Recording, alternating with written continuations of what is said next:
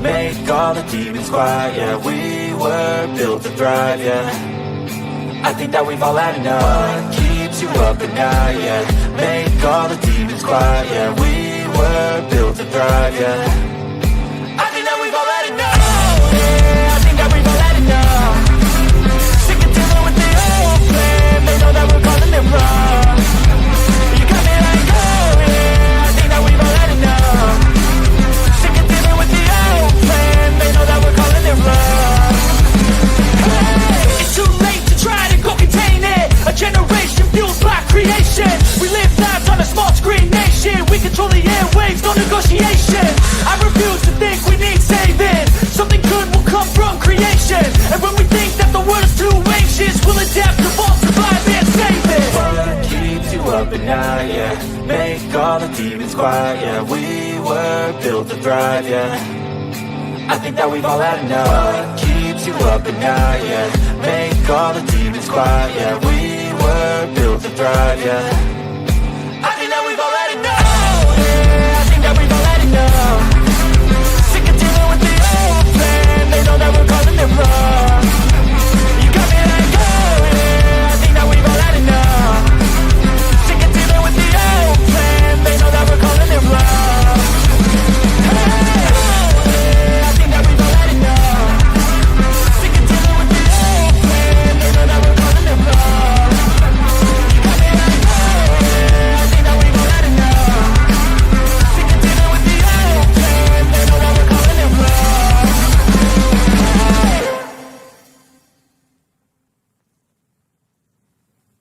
Oh, look at me. I'm retarded. I'm a globe. The whole system is designed to disconnect you from your intuition. Why? Disconnected people are easy to manipulate. Everything from sunscreen to politics to the food industry.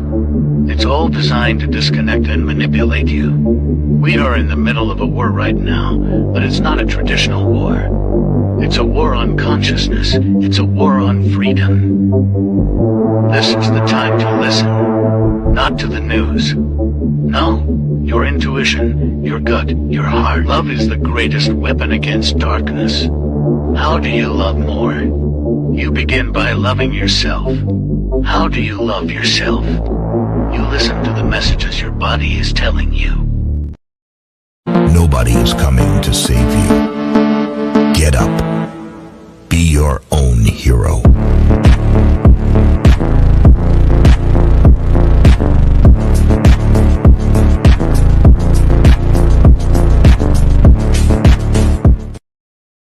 I'm scared, Dad. Do you trust me, son? Yes. Come on, son.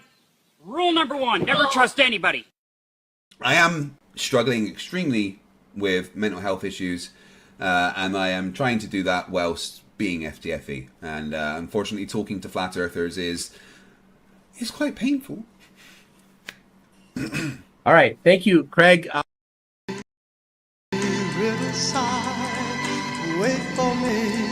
Wait for me, I'll become. Stop! Don't touch me there. This is my no-no square. Stop! Don't touch me there. This is my no-no square. What? Now let me see you what? Drop it to the flow, drop it to the flow then. Now lean in. All right, good evening, ladies and gentlemen. Welcome to Sovereign Soul Unchained Mind, coming to you 250 miles above your imagination from the International Fake Station, We're flying along straight and level, trying not to get tangled up in all this science up here. And owe a lot of that to my good friend and co-pilot, Something Wong. He's here to make sure that we have a full bong and fly level across this beautiful plane of ours. That's why we picked him. His last name, Wong, rhymes with bong. I mean, it's so easy to remember. Mnemonics, right? Am I right? Okay. Of course I am. Look at all these fine people I have in here tonight. I got the next chapters here with us tonight. We got Flockanopoulos is here with us tonight as well. William McLean is here. Chicago Cubby Bear, my good friend and usual co-host on here. I've got another one of my up-and-coming co-hosts backstage too. Oh, there's a Chicago Cubby Bear. I got Randy waiting backstage and Janusz. I'm going to bring them all up here in just a minute. We got Chris Brander, Anime Geometry. Let's see who else I got in here. Saddlebomb, what's up? William McLean, we got him. Chris Brander. Oh my God.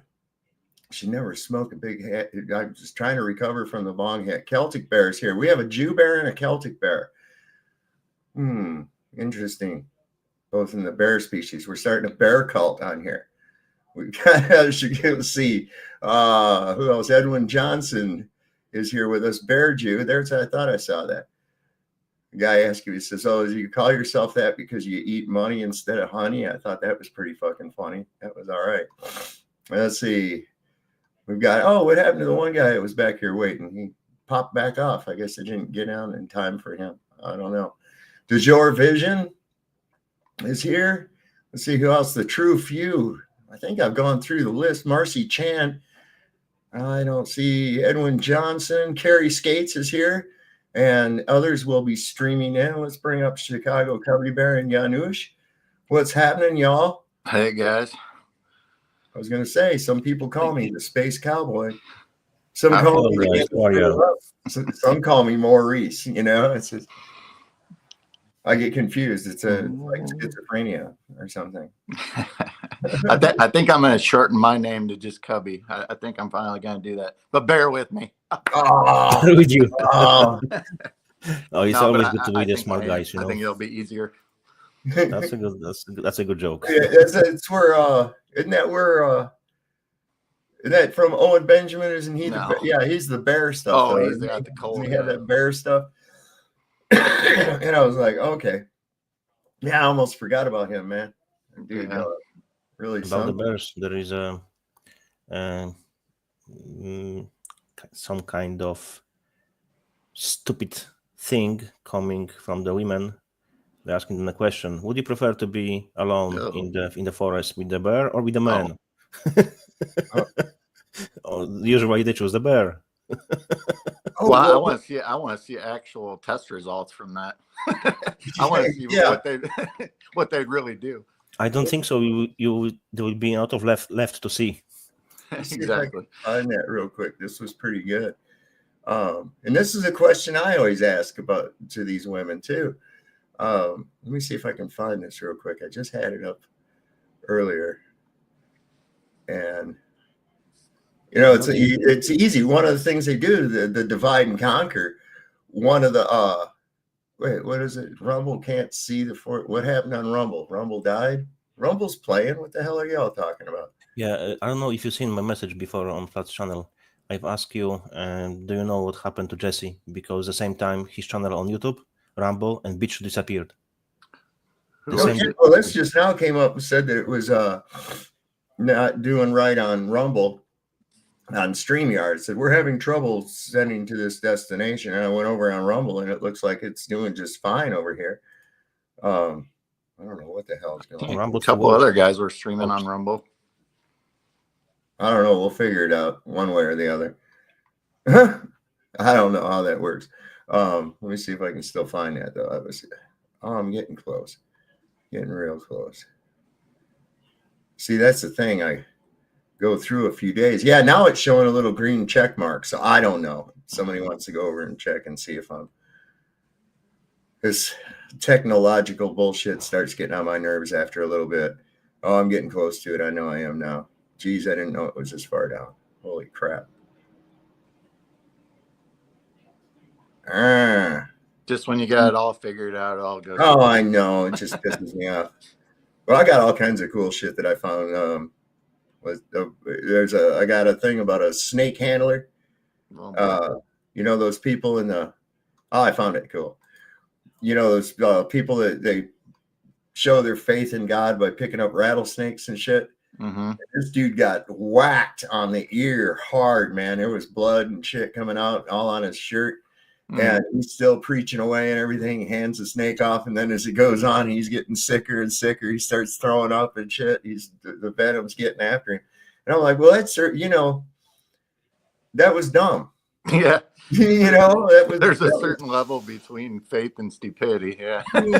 Yeah. It's like, you know, there's a reason. And I think a rattlesnake is one of the most gentlemanly of the vipers, because he gives you fair warning. He gives you fair warning. When you hear that rattle, that means back the fuck off. Yeah. And you better. If you don't heed to that, you were warned. You were warned. It ain't like a cobra will just get up on you and get you, you know. Mm-hmm. A rattlesnake will give you a warning about it. Sometimes. Most of the time they will. Not always, but most of the time. A little different when you step on them, but anything's going to react if you step on it.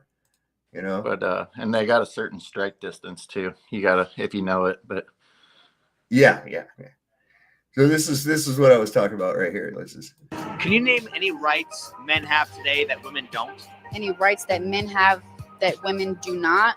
Any rights that men have that women do not? No.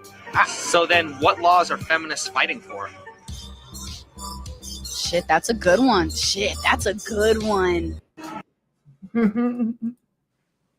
Now, I've used that before because I hear these feminists, they're going on about, you know, you can almost hear Helen Reddy in the background. I'm woman, hear me roar. And I'm like, well, what is it that you are being oppressed about that you feel that you're, you know, bringing social awareness to, you know? Yeah. They never tell you. Because of men, women have the rights to protest. Because if we would say we wanna punish them or do whatever we want to them, they wouldn't be able to do anything to stop us. So because men in general are good and we wanna be calm and help, that's why women, they have those rights, but they don't appreciate that. That's the problem. I'm not misogynist, nothing like that. But women are bashing men, definitely in the USA. It has gone upside down. Instead of being a supporter of the family, now there is a lot of divorces because they have been programmed. So men losing everything.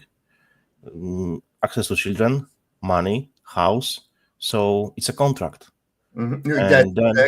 That's exactly right. That's why you have to have a license to merge your two corporate entities. Yes, exactly. That's what the marriage is in the legal sense. And then it's just like if a partnership in any kind of corporation were to break up, they have to settle the assets. And that's what divorce court's all about. You know, it's all about the money, yeah. Yep. Because outside of that, a marriage is only a contract between three entities: a man, a woman, and God. That's it. The state has no business in it. Where the state gets involved is because of the merging of the corporate entities. That's the whole trick to it. But yeah, and this is the thing too, is like with how it was interesting on Flatsoid today. That guy was on there, or I should call him Creality. He's got that name now. That he just completely came in there unarmed.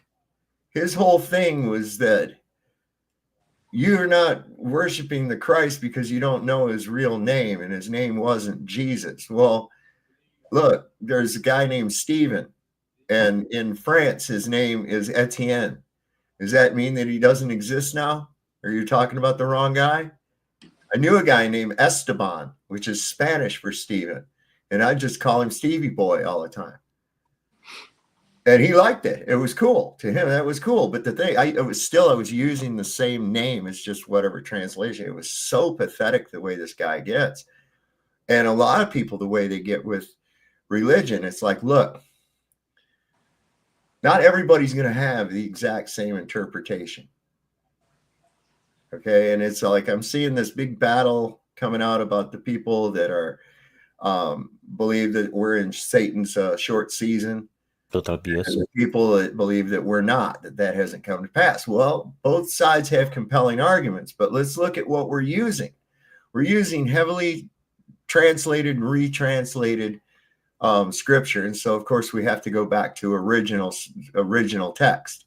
But then there's such things as like punctuation that didn't exist. Let's take, for instance, the story of when Jesus, when he was hanging on the cross, he was between the two thieves that were on crosses next to him, right? And he said, verily I say unto thee, this day you shall be in paradise. Okay. Now, depending on where I put a comma, I change the entire context of that scripture. Verily I say unto you, comma, this day you shall be in paradise. That means we're going today. Okay. Or I say, verily I say unto you this day, comma, you shall be in paradise. It means I'm telling you today that eventually you're going to be in paradise. So you see how a comma can change the entire context of a sentence. Now, I just spilled coffee on myself. That's why grammar syntax is very important in the legality language. Comma, What's that? that's why grammar syntax is very important in the legality language. Comma, space, whatever, dot, whatever there is, additional. Oh, for example, interesting thing, when in legality you read the word including. For example, you say about a bunch of things and including something. Right. In legality sense, it means, so for example, including apples and pears. So it means it's excluding everything else in legality sense. Right. Because words have meaning. Yeah, everybody's wanting to complicate things these days. It's the same with the flat earth. It's like you just got to keep things basic and simple. Yes. You know, I was about to say it's as simple as that, but it really is. I mean, you know, just keep it simple, you know, so everybody can understand it. You don't have to, you know, everybody's got their own interpretation, just like you were saying, with the way they interpret the Bible or whatever religion. But it's just, you know, if you just do the right thing, you know, keep it simple. Keep it stupid simple. Yeah. Here's the thing, like with this Satan's short season subject, okay? Whether we are or we're not, as long as you're still adhering to the covenant and following in the words of the Nazarene, then it's all good, baby. You know, it's all good. It's like you can't just jump onto one or the other and say, this is it right here, because in all reality, man, we don't know. Right. We don't know. And, you know, either way, it's like, okay, well, if we are, you know, I'm doing what I'm supposed to do. And if we're not, I'm still doing what I'm supposed to do. So either way, the result is the same. You know? So yeah, I don't think there should be a whole lot of fighting or even calling people saying they're deceived by Satan, because we don't know. It's pretty, we have this really fucked up history that's been changed on us, and all we can do is go back and try to interpret what we find. And that's where the real key lies to this. And this is why I call it can't see the forest for the trees. And a lot of people don't even really know what that term means. You can't see the forest because the trees are in the way. Well, duh, the trees are the forest. This is why these people trying to figure out, why do things fall down? And it's like, it's because they don't fall out. You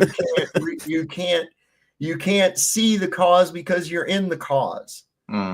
Okay, so you have to start to interpret it. And when you find out, well, it's all due to the medium and the ratio to the object, density wise, that's so easy. It's so easy, and it explains so much. You know, if the story of Newton were true, which I don't believe that it is for a minute, because it's there again, the fallen fruit. If that apple had not have bonked him on the head and instead it fell into a bucket of water, then what? Oh, look, it stopped its downward acceleration as soon as it reached a different medium. You know, you figure they'd get onto that when they go, well, in order to stop it from having any drag on the wind, we're going to put it in a vacuum chamber. Well, wait a second. What did you manipulate there? The one thing you did manipulate that changed the effect on the object was the medium, not your idea of gravity. You know, this is the thing. They say, well, there's a universal law of gravity. How in the fuck can you have a law about something that's only a theory? You know, is there the theory of speeding? Or how about you're convicted of this due to the theory of murder? You know, you shoot somebody in the face and kill them for no reason whatsoever. And they say, well, you're under arrest for the theory of murder. What? The theory of no, it was murder, you know? Exactly. It's like Minority Report. They're locking you up for crimes you haven't committed yet. It's coming to us anyway. But correct Lucy Saphir a bit. Don't take it personally, please. I'm talking about the English language. From my perspective, English language comes from the exactly Anglo-Saxons, and they settled in the British Isles. It was around mid 5th century. English evolved from the West Germanic language. It's their language. It was group of Indo-Germanic languages, so it's from German exactly. Well, I think Oscar Wilde said that the English language is 3 languages masquerading as one. Yeah, German, French. I can't remember the third one. Well, it's a lot of the words we use that are rooted in the Latin as well.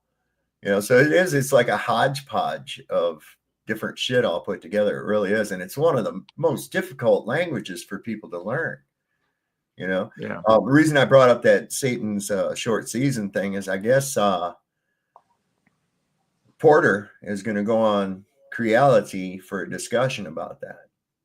So I think that'd be pretty interesting to see. I just don't want to see it get to a like debate situation because there's really, I don't know. I mean, you know, where it's an argument because it's like 2 ideas that both hold water is the way I look at it. That's why I look at it either way. It's like, well, we'll find out one way or the other. Yeah. You know, and as long as I'm towing the company policy, I shouldn't be in any peril. You know, I think it's interesting. I think that'd be great because then it means it's finally fucking over. You know, if not, then we just got a millennium to hang on to, and then it goes to shit for a while. You know, so I don't know.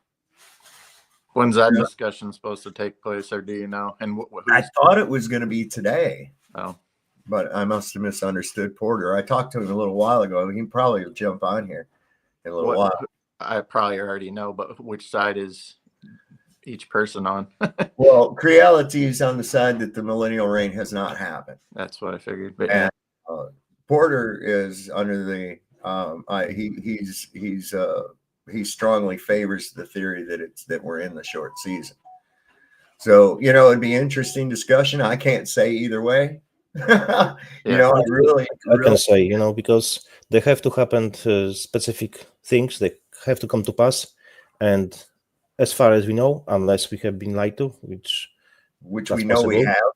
Yeah. And I mean, it'd be kind of naive to think that, well, they lied about every other goddamn thing, but not that. Yeah.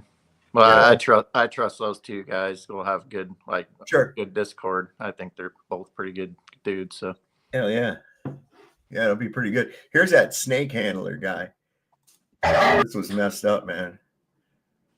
This is really bad. This is. I have a short video. I want to show you guys later. Watch this thing.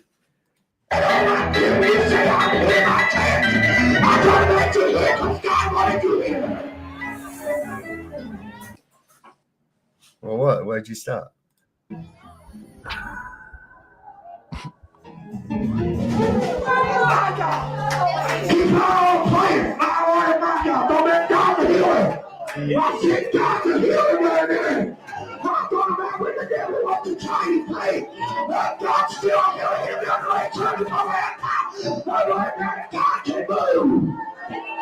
Look at that. Look at that flow.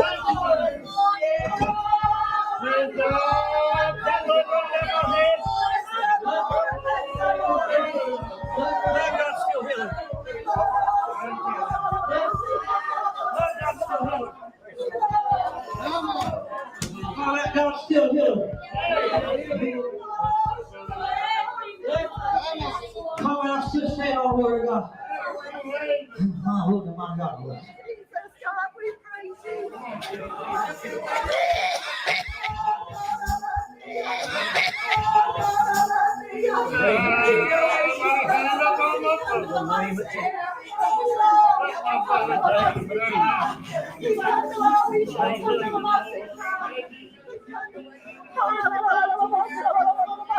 Speaking in tongues. Yeah.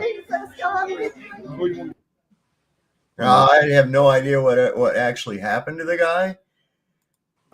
If he died or what happened from it, I don't know. I don't see anything in the comments about it. I mean, he could have survived if he got anti-venom soon enough, but I mean, he got hit in a bad spot, that's for sure.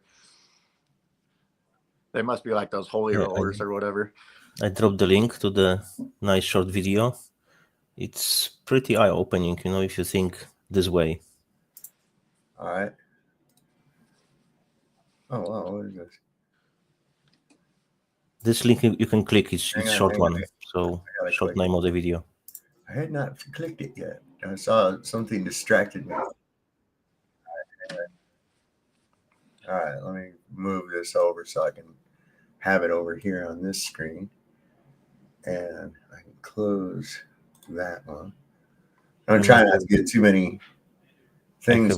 As well, short one later. San Shamuon destroys Islam in 60 seconds.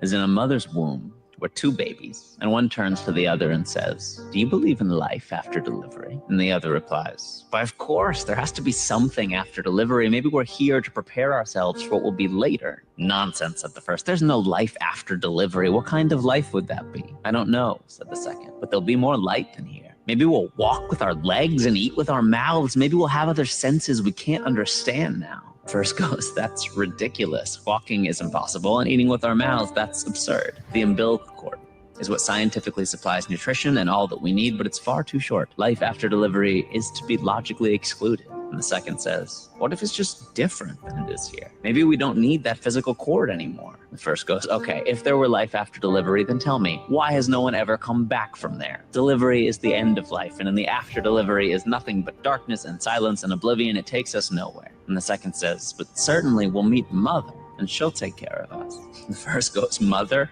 You actually believe in Mother? If Mother exists, where is she now?" And the second goes, "She's all around us. We are of her. It is in her that we live. Without her, this world would not and could not exist." And the first says, "I don't see her. It's only logical that she's not here." To which the second replied, "Sometimes, when you're in silence and you really listen, you can perceive her presence. You can hear her loving voice calling down from above." Wow, that's pretty powerful, man. I really love it. Mm-hmm. That is very powerful. Hold on, is this just like on an auto? So one of my favorite. Yeah. All right, so I need to take that. That's a good one. Now, as soon as this ever comes up, then I'll be able to do it. Whoops, wait. There we go. Now I got you guys back on screen. There we go. No, I don't. God damn, this thing is wanting to upgrade every fucking time I try to run it. I swear to God. Just really irritating as all get out. You know, it seems like I just my video downloader. It's like every other time I open, you know, every other day, it's like, "Oh, we have an update. Oh, we have an update." It's like, why don't you? No, thank you. Right. How about you just make the shit right to start with? You know, Don't release it until it's ready. How about that? I agree with you. Or don't change it. What isn't broke, don't fix it. Exactly. Don't touch it. Don't put your fingers there. You break it. Yeah, Ryan was speaking about this guy, on Flatster channel today. Man, we provided for him so much evidence. I lost count, and he still couldn't see it. You talked about the guy today? Yeah. Yeah. It was just, man. Lost. And the scripture clearly says you cannot add or remove anything from scripture, and he is clearly not seeing that. And I think that's my opinion. I don't know if it's true, but I think he has been blinded. No, I don't think he's been blinded. I think he was trying to do his best to discredit Jesus. I think he really was. Maybe. Because he came in just with no possible idea of what he was even talking about. He was actually making up his own fucking scripture. You remember that? He come up with some verse that ain't even there, something about that all of the earth will follow or some shit like that. I'm like, where does it say that? To be honest, I thought so that he will have some knowledge when he mentioned about do you know who owns Google? I was like, I said, yeah, I do. Do you know by who? Yeah, Revelation 2:9. All right, I know the crooked noses and so on. I asked him further, but do you know who owns it? And he didn't know. So I told him, Alphabet Inc. All right, so it's YouTube, Google, Alphabet Inc. And then there are further shell companies, and above that is one. So the thing is that people think that the YouTube, Google, Alphabet Inc. is corporation. No, that's the wrong perception. Corporation in a legality, meaning in a matter of big companies, corporation is only one person, entity, or company who owns it all. That's the corporation. All of those, like Google, like YouTube, like Alphabet Inc., they are part of corporation. They're not corporations, but we think they are because we have been brainwashed. Ryan says that guy on there today was pissing him off. I don't blame him. Yeah, I was getting there too, man. I was like, what in the world? What is your point? Because we have a different translation of the same name that means the same thing and is talking about the same guy. I mean, what the fuck is that? Is that your whole point that you're here about? I mean, I was really trying to grasp, okay, so get to the part where, we're being deceived. That's the part where I was getting at. I was like, go ahead, get to that part. You're hinging your whole argument over the translation of a name. And then he went through all the translations all the way back and even to the meaning of the word, of the name. And he still just couldn't get it, man. He still couldn't get it. But there's no doubt they're really trying to pit people against one another in this spiritual war. It's more evident now than ever. We've got Christians wanting to fight Islam. We've got, different factions of Christianity wanting to fight with each other and shit. And it's what a great tactic by the devil is to get all these people that should be uniting to actually, squabble amongst yourselves. Wouldn't that be great? You get your enemy to kill itself. Possibly. Sun Tzu was tutored by the devil himself. Yeah. Art of War.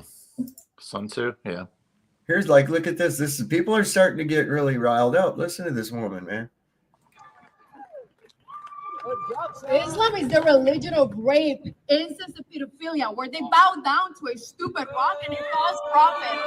I will never let you feel She is speaking the truth.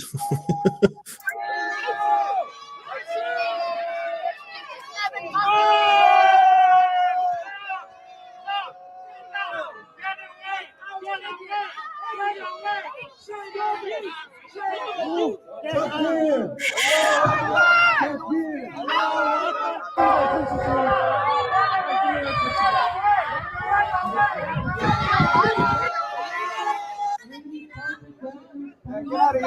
Go back in your cage. Go back to your Muslim. Go back somewhere else.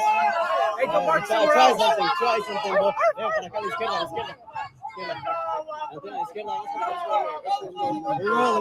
We're rolling.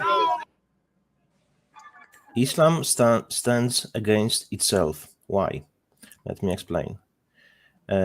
Muslims are miserable in their countries, excuse me, unless they are in the very rich country.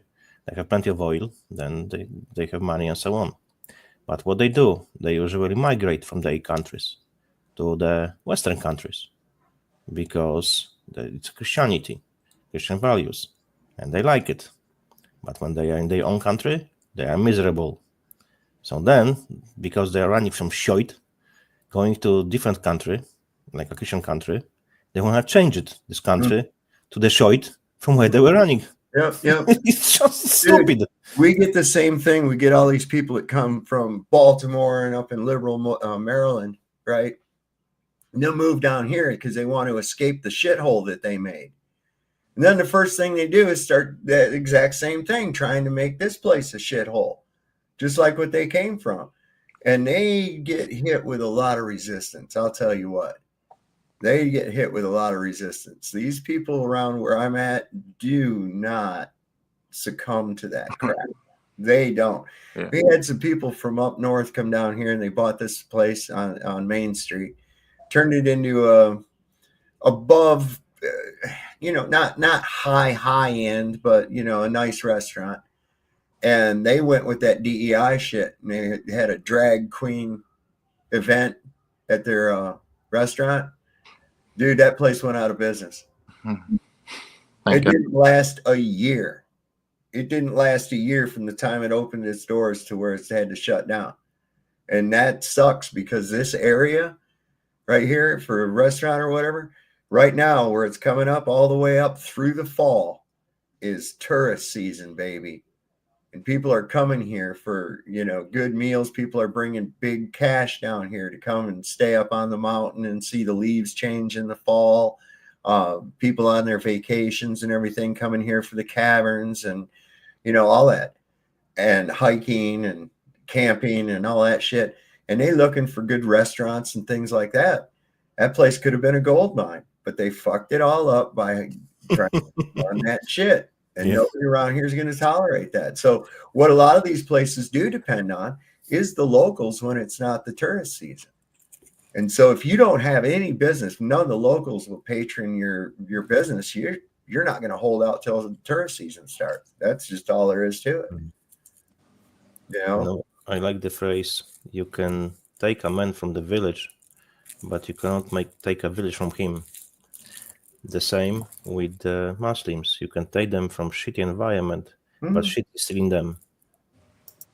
Well, people got this whole thing twisted around too with all these people coming seeking asylum, right? And it's like, what does asylum mean? You're supposed to go to the next country over. Well, we got people coming from everywhere, refugee, all over, yes, everywhere. Yep. I mean, it's They're like economical migrants, not refugees. right. Yes, but they're coming here because they were given incentive to come here. Yes. And I'm not saying that everybody that comes here is coming for bad. All I'm saying Some is people that, coming to work here and grow, they're of coming course. because they're incentivized. But we have to look into the places which take care about the refugees and the migration. Who stands behind them? Jews with colored income. And that's what they do because they hate white race. Who surrounds everybody in Washington, D.C., from the Of president course. on down. Yep. Right. I think Candace Owens recently has been speaking out about this. This is what she had to say on the subject. It seems to me a backseat, and I would say, by the way, as a she's controlled as well. Yeah, I know. Her husband as well, right. Unfortunately. Yeah, they're smart both, but yeah, I know that's. But I also have a philosophy on here. I go by what I'm hearing said, and then I digest what I hear. Okay, if Charles Manson told me get out of the way, a train is coming, I would probably go ahead and look out. Just especially if I look and there's a train coming. So I have to evaluate what I hear And, you know, yes, I know she's probably controlled opposition, and that makes me wonder, where are they going with this? Because this is true, what she's saying. It's clear that MAGA turned into Make Israel Great Again. What did I say was going to happen? I said he's going to ditch that American flag for that Israeli flag as soon as he takes office. Watch. And I will beat you now with my statement. I was warning about Trump since the first time he was saying he'll be running for president position, because I knew who he was, because I knew his background. And people, oh, you must be Democrat. Look, come on, I'm not fucking Democrat. If you don't support ours, you have to support theirs, yeah? That's stupid. Divide and conquer. His grandmother's maiden name was Christ. Did you know that? And she died on 6/6/1966. Yeah, it was sacrifice. Did not know that. That's crazy, isn't it? What's the odds, y'all? Come on. But check out what she says about this. This is exactly like I said. It's like, come on, man. If just little old me out here in the wilderness can see this shit coming, you can't tell me that you people who have your face immersed in this shit didn't see it until now. You didn't see it until now. You've had your face immersed in this fucking subject like way worse than I do. That's your job. And you're just now realizing this dumb shit? Come on, man. That's what I see is so weird about it. It seems to me a backseat. And I would say, by the way, as an extension of that, also the MAGA movement. It sort of feels like they're doing the bare minimum for Americans and what we actually put them in office for, and then doing the absolute maximum for like Bibi Netanyahu's entire agenda, while being like, oh, but look, we did, at least Tom Homan did get out 2,000 criminals in the border. We've stopped it. And we've asked you for a lot more. The mandate was a lot more. And you seem to have, in just 3 months, done so much for Israel. You know what I mean? Yeah. If we could dedicate that same energy to what you promised everyone that you were going to do for Americans, that would be great. But once again, we're left feeling like this is just a slave colony. Yeah. And the fact that the movement is called America First originally, and that is a stroke of genius, because it is so hard. They're trying their best, but it's so hard to make what they're doing look America first. And they're trying to do all these backwards arguments. Like, how is passing speech laws that like in some cases criminalize, or at the very least, kick you out of school, pull your federal funding if you criticize Israel? There are no laws about racism in America. If you Google right now, there is no recognized definition of racism by our government. But if you Google America's official definition of anti-Semitism, there's a whole page on the State Department's website about anti-Semitism. And so how do you call this America First when we are explicitly going against our First Amendment of our Constitution on behalf of a different nation? And inside of those guidelines, they specifically say that saying that Jewish people would have more allegiance to Israel than to America because they're Jewish, that's anti-Semitic to say, while out of their mouths, they're saying we need to do these things for Israel, or like, I am a Jew first above all else. Things like that are like, how are we going along with this cognitive dissonance? Exactly. You're not allowed to say shit about it. Yeah. Nothing else. Oh, that's anti-Semitic. And it's like, okay. And now it's gotten to be, they've used that word so much that it doesn't even affect the people. People are going, yeah, whatever. Fuck you. Yeah, it's like racist. Yeah. You're racist. It's like, you're a Nazi. It's like, okay. How many times? It's the boy that cried wolf. Yep. And it gets to the point of where it's just like a nonsense sound that comes out of their face. And you can do that to yourself. Just sit there and repeat a word over and over and over, and you'll forget what it fucking means. You will. Which is a shame. There are true racists and true, people that say things for harm, but that it's more few and far between than it is, people actually doing it for what people are saying they're doing it for. What's the other one? Homophobic. I'm not afraid of them. Tons of trans. I don't have phobia against them. I really don't care. You can call me whatever you want. It don't matter to me. Yeah, I don't. I'm like that too. I don't subscribe to that plan. Don't make a spit's worth of difference to me if somebody says, you're anti-Semitic. No, okay, whatever. What does that mean? Do you even know what that means? What's the root of it? They even don't know what Semite means. What is homophobic? What does that mean? I'm afraid of self. I'm afraid of same. What the fuck are you talking about? Just because I think it's disgusting when dudes want to ram each other in the butthole, you know, yeah, that's gross, right? Yeah. Women wanting to smash your fish biscuits together, that's like, who gives a fuck? Go ahead, you know. It's God, why you got to push that in my face?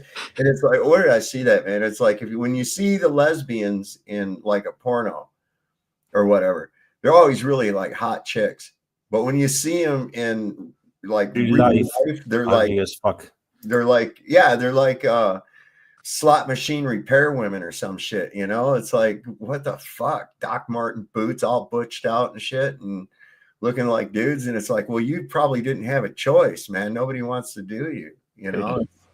It's no matter what you want to do. Like, I don't have to subscribe to it, just like you don't have to subscribe to what I say or do. It's like, let's just keep it at that. You know, I don't give a shit, but don't at what push point, your agenda on me.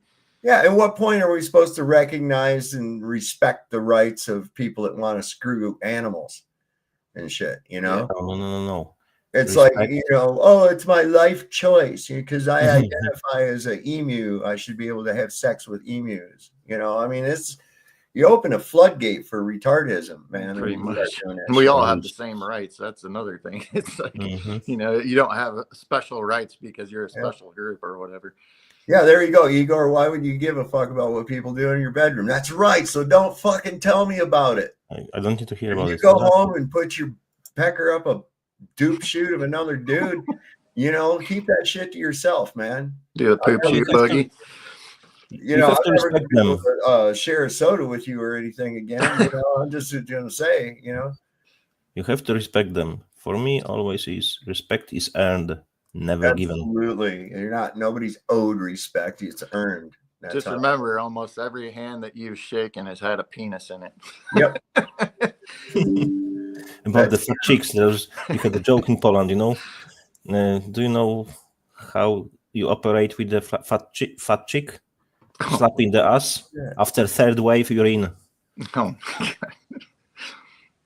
Who was it? What's that? Oh, my friend Anthony said that something I said was funny as shit. Of course, that's what I do, man. No, there's some wild shit. Shut it up. What is it? There, you know. Oh man, I got so much wild stuff. Oh, did I show you? Did I show you the guy going up on the Ring camera? Maybe, I can't remember. Depends on which one. This is funny as hell. Watch this. Maybe not this one. Oh yeah. Recording. Yes. Hey, how you doing? Hey, I know you probably don't know me, but I was the one that broke in your house yesterday. You did what? I broke in your house. Anyway, that's neither here or there. Have you seen a set of keys laying around anywhere? Because this was the last place I know I had them. Is you serious? Did you really come to my house looking for your keys?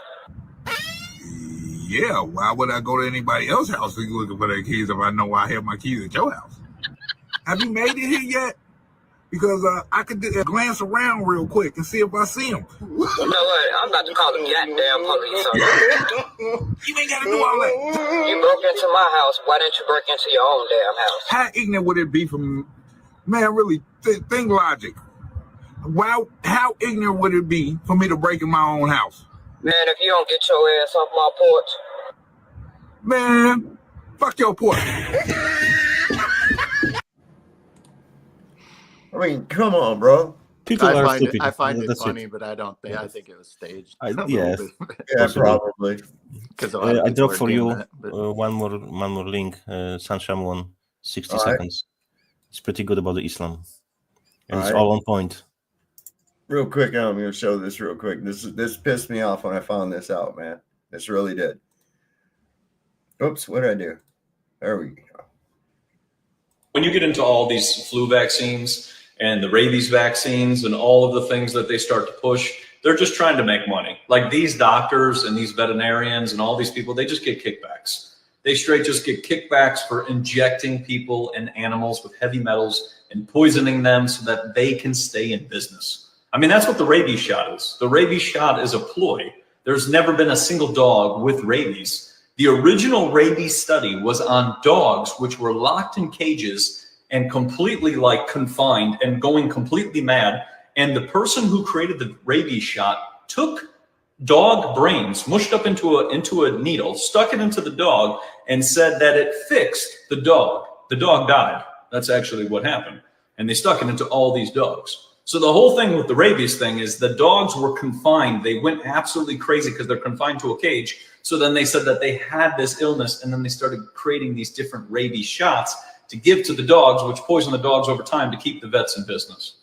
So if your vet says that your dog needs a flu shot, fire them. If they say that they need a rabies shot, fire them. That's what people have to do too. You have to stand up for saying no, number one, and number two, you're fired. Because that's what they used to do back in the day. Back in the day, they would fire you. They'd actually burn down your house and say you're out of the town. So same thing with these people. Toodaloo. You're fired. That's how I see it. I have several videos of this guy on my channel. Yeah, I mean, that's that thing about when you get into all these flu vaccines. There's never been a case of a dog with rabies. Yeah. That's what's fucked up. And you use the term all the time, oh, like a rabid dog. And there's no such thing. No. And all they're doing is slowly poisoning your dog. I'm like, that's fucking. Well, they're doing the same thing to pets these days that they do to us. It seems like it's same crap pushing on them with all the you know what's. But yeah. I see all these people who got that shot and they're sick all the damn time. Yeah. You know, I was like, well, Yeah, even our friend Charles is always afraid to come up on panel. Well, that's probably what's wrong with him. Yeah, probably. Somebody injected him with mushed up dog brains. Or There are even reports that people after real vax change their personality.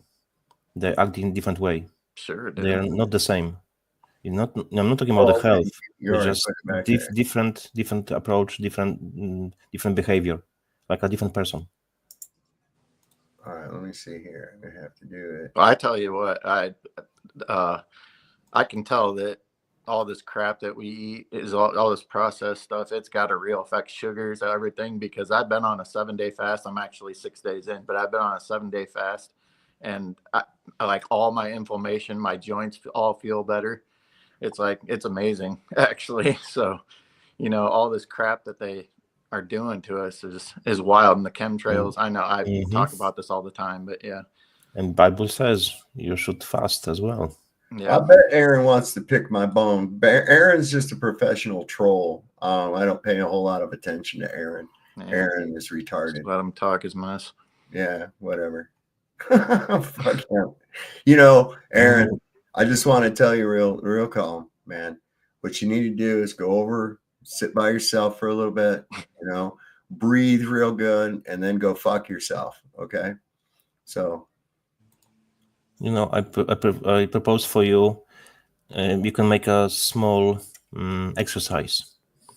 Start kissing your left hand, right hand, left hand, right hand, and then say to yourself, foreplay. Oh my God. All right, this is what you sent. Yeah. Muslims get cooked this quick. I only have a couple of minutes to show it to a Muslim. Jesus God, I go to this one. 57 verse 3. He is the first and the last. Who's the first and last? Allah. I go to Revelation 1:17-18. When I saw him, I fell at his feet as though dead. Then he laid his right hand on me, saying to me, do not be afraid. I am the first and last. So I stopped. I asked the Muslim, who's this? He'll tell me Allah. I go, now let's read verse 18. I am he who lives, though I was dead. And look, I am alive forevermore. Amen. And I have the keys of Hades and death. I go, when did Allah die? They'll say he never did. So who's talking there? Oh, that's Jesus. But wait, you just said that's Allah speaking. Why? Because Jesus claimed the very name of God. He said, I am the first and last who was dead and forevermore. According to Islam, Jesus either blasphemed and committed shirk, or he's no creature. He is God Almighty in the flesh, one with the Father and the Spirit. So if he is God, the Quran is wrong. But if he's not God, the Quran is wrong, because historical Jesus claimed something that no creature could claim. So that means he can't be a true prophet. So their only way of getting around this is, well, your Bible's corrupt. They can't even take that position because their Quran confirms the Bible we have as the incorruptible word of God. So you're stuck. Oh shit. 60 seconds, enough. I think that Scott Keller, that's an interesting statement.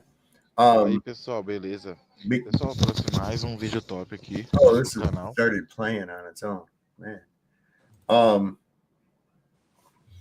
The thing about it is this, okay, is that I'm more concerned with how they hijacked everybody's mind to make them believe something is ridiculous and scientifically impossible as living on a sphere whirling around in several different directions at unfathomable speeds. And also, furthermore, convince them that something is logical as level, stationary Earth inside of a contained fluid pressure system, dynamic. That's a very bad approach. How did they deceive so many people? And that's the thing. Once people come out of that deception, the rest of them all just start falling away. They just start falling away. You're like, oh, wow, that was and it's almost like you get this ability to be able to see through their bullshit. You see? That's what gets you. You're able to see through the bullshit. You stop believing in the left-right paradigm. This is why this is so dangerous to the establishment, is because it brings people closer to God and further away from daddy government. Scott Keller doesn't understand one thing, that if they can't to lie to you about most basic thing as a shape of the place in which you're living on, they lie to you about the vaccines, lie to you about the currency, which is not currency, which is fiat currency. They lie to you about the government, banks, everything. They can lie to you about everything, like a pandemic, scandemic, COVID 1984.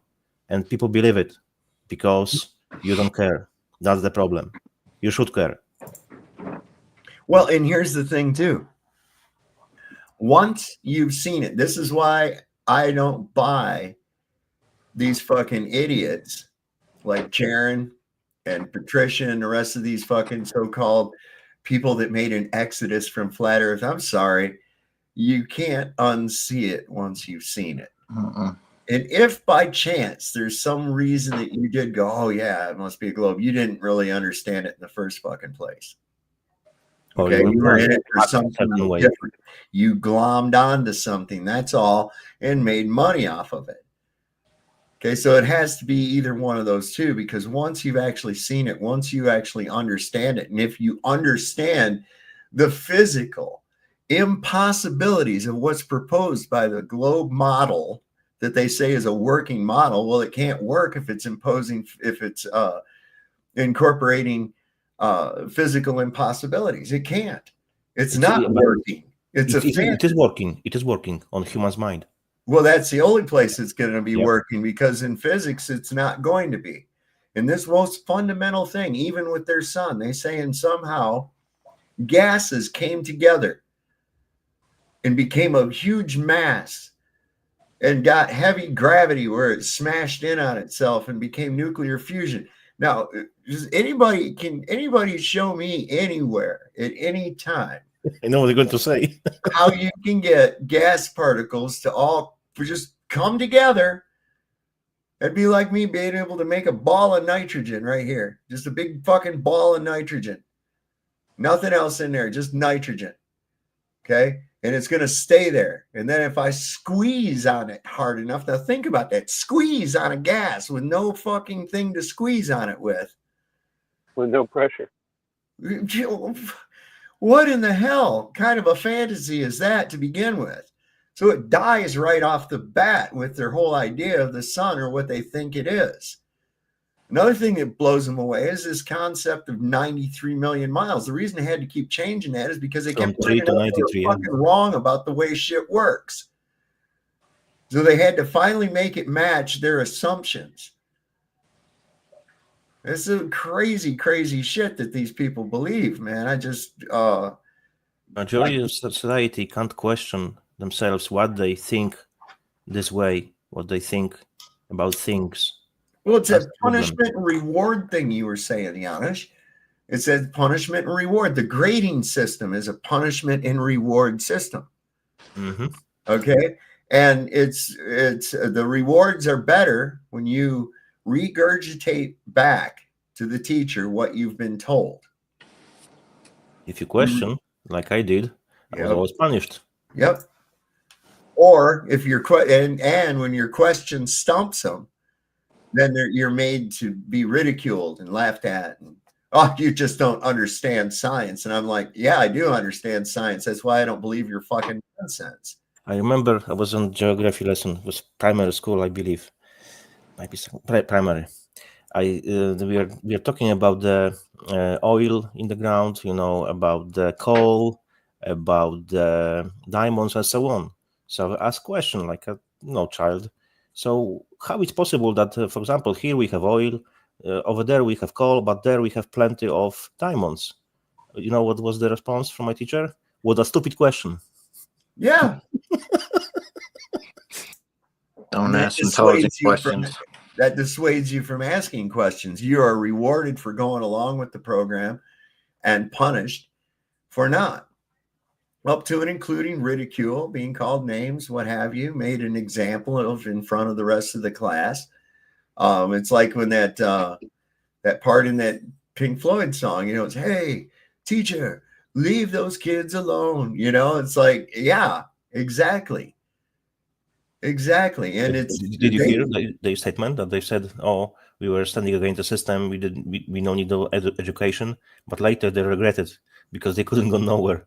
That's how system works. You have to have the freaking paper confirming that you know what you claim you know. Without paper, you can't do that. You cannot do that. It's stupid. Memorization is not really knowing. It's repeating. That's why I call them parrots. That's the thing. Knowing is one thing. Memorizing something that somebody told you. For instance, I could memorize every rule in Dungeons and Dragons. It doesn't make Dungeons and Dragons real life, does it? No, it doesn't. And knowing is half the battle. Yo, Joe. Right. Yo, I was just gonna say that. Yo, hey, Ryan. What's going on, Ryan, Mr. Cookie Monster? What's up, dude? Yeah, I had to come in and say, I really give you a lot of credit, Dave, because you have like the biggest, like, what do you call it? Like, you can handle a lot of stress. I would have told that guy to shut the F up and probably just kicked him off the show. I don't think it would have lasted more than about 3 minutes with me, but you guys handled it quite well. Well, I was like really trying to get to what is your point? It's really pedantic over a name. Has the story changed? No. Yeah, it's like, so what are you getting at? Yeah, what are you trying to change? What part of religion are you trying to change with this idea you've got? You know what I mean? That's usually how it works. Or, what are you trying to uncover here? Well, there is something about the name of Jesus that really, really, really pisses them off. He even couldn't say it. He said it himself. Yeah, he wouldn't even say it because he said it would defile his mouth or some kind of shit like that. And I was like, wow. Good thing you don't have a gardener named Jesus, you'd be fucked up. Hey, I think he knows who he is. I don't think it matters what name or what dialect you use to call him. It does not. No, it's because God knows your heart. Yeah, exactly. You open the door to him, I'm sure he knows your language. Right. I'm sure it's like, I'm sorry, I'm God, but I don't speak Chinese. Yeah, unless he knocks on the door and goes, and you're like, what? I'm sorry. I'll have a number 4. No, thank you. Oh. In English, it's Jesus. In Polish, it's Jesus. Greek, Isos. Yeah. And God still knows that we're praying to him. Edwin, what are you talking about in here? Getting the cashiers. What is this talking about? I'm getting the cashiers. I think getting the cashiers pregnant or boning many of the might has something to do with his moving on. Who are you talking about, bro? Something smells stinky in town since then. He hasn't been able to find it. I didn't get the drift. I'm glad I'm not trying to read the chat. Oh, I get it.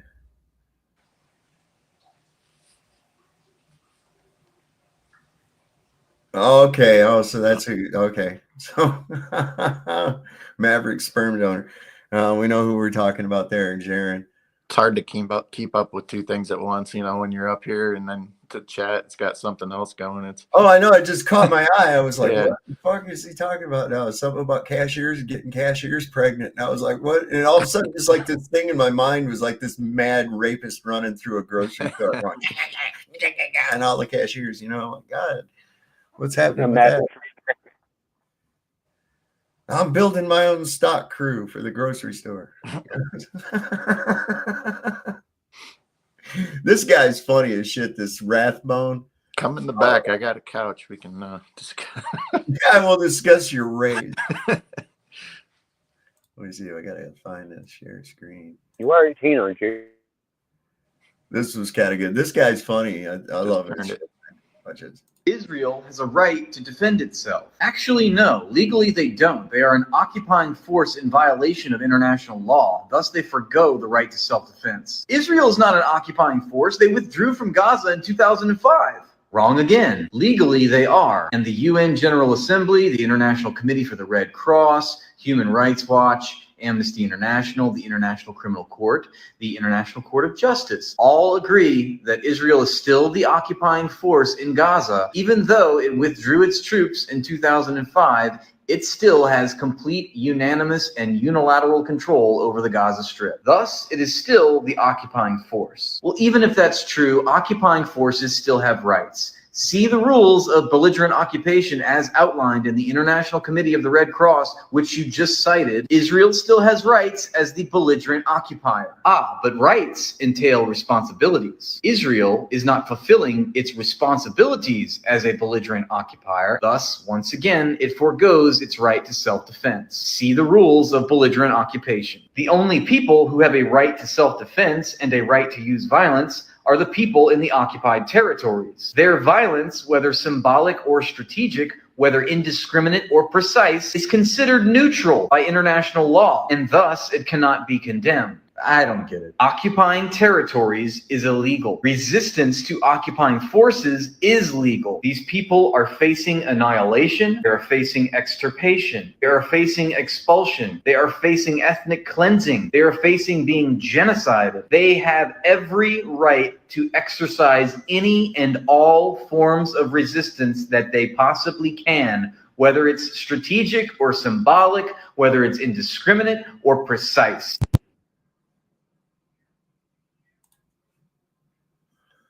Oh, I know what you're talking about there, but that guy, he's that's true. And I got to thinking when he was saying that, we, the American people, are actually considered enemy combatants, and we are occupied by a foreign entity. So does that mean that due to international law, we would be within our legal right to exact violence on our oppressors? Asking for a friend. Adults, even flat earthers who believe there is such thing as the devil roaming the earth. Well, define the devil. We fight not against flesh and blood, but against powers and principalities. So, yeah. Is it one guy?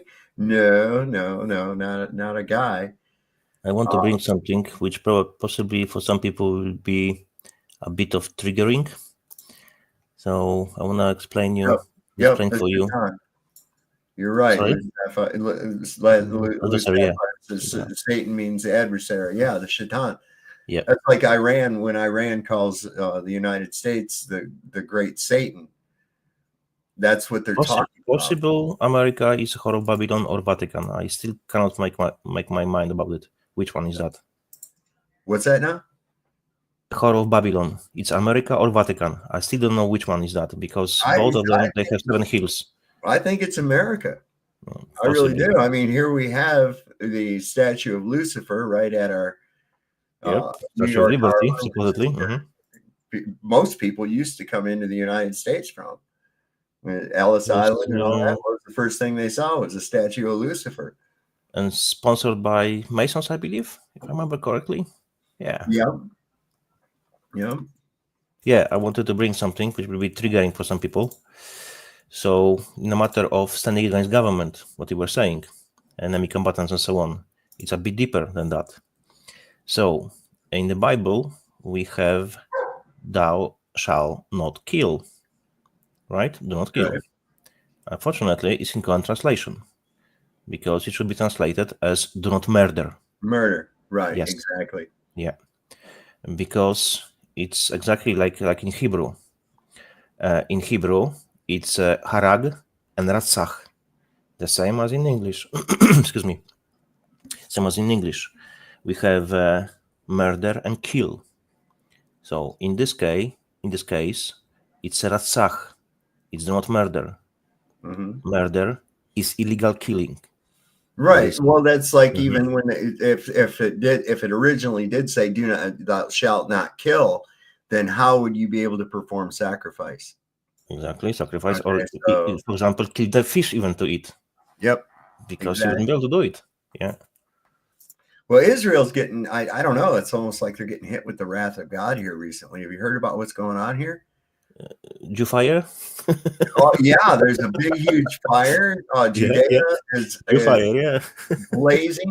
But even just before that, it was, let's see, the 30th, couple days ago. This was crazy. They got hit with this sandstorm. Check this out, man.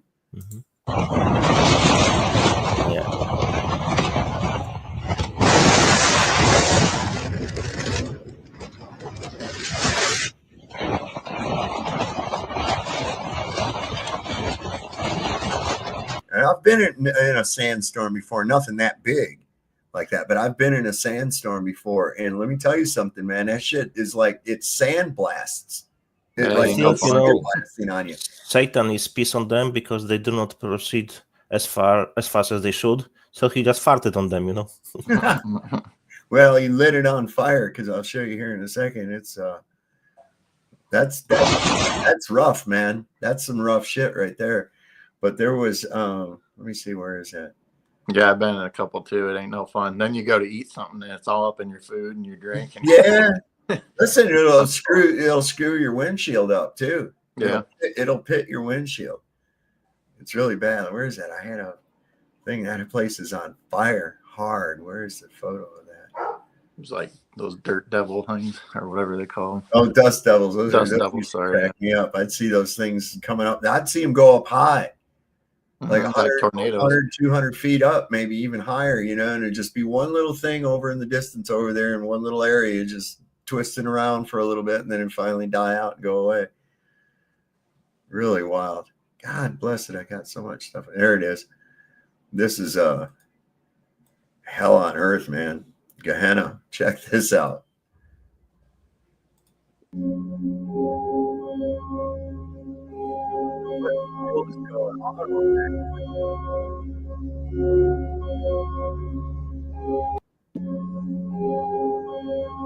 mean, that looks like straight up. That looks straight up apocalyptic, man. Where is that?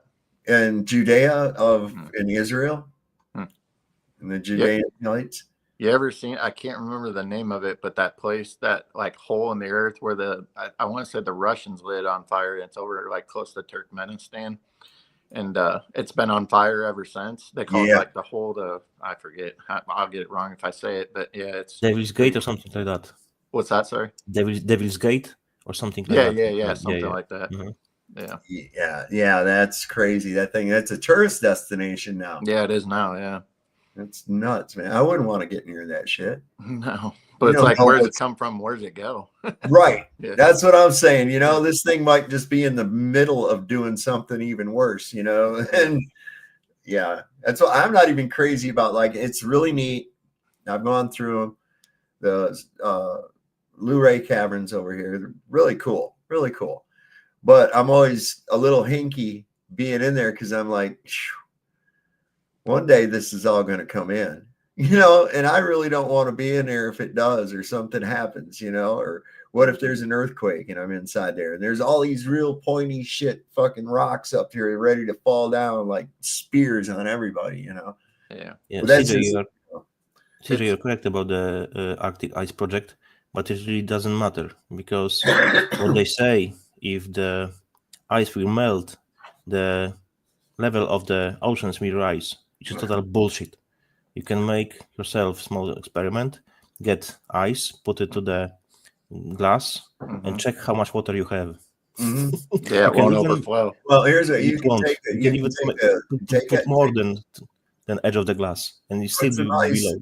put some ice in a glass, fill the glass all the way up to the top, and then let the ice melt. See if it overflows the glass. It won't. No, it won't.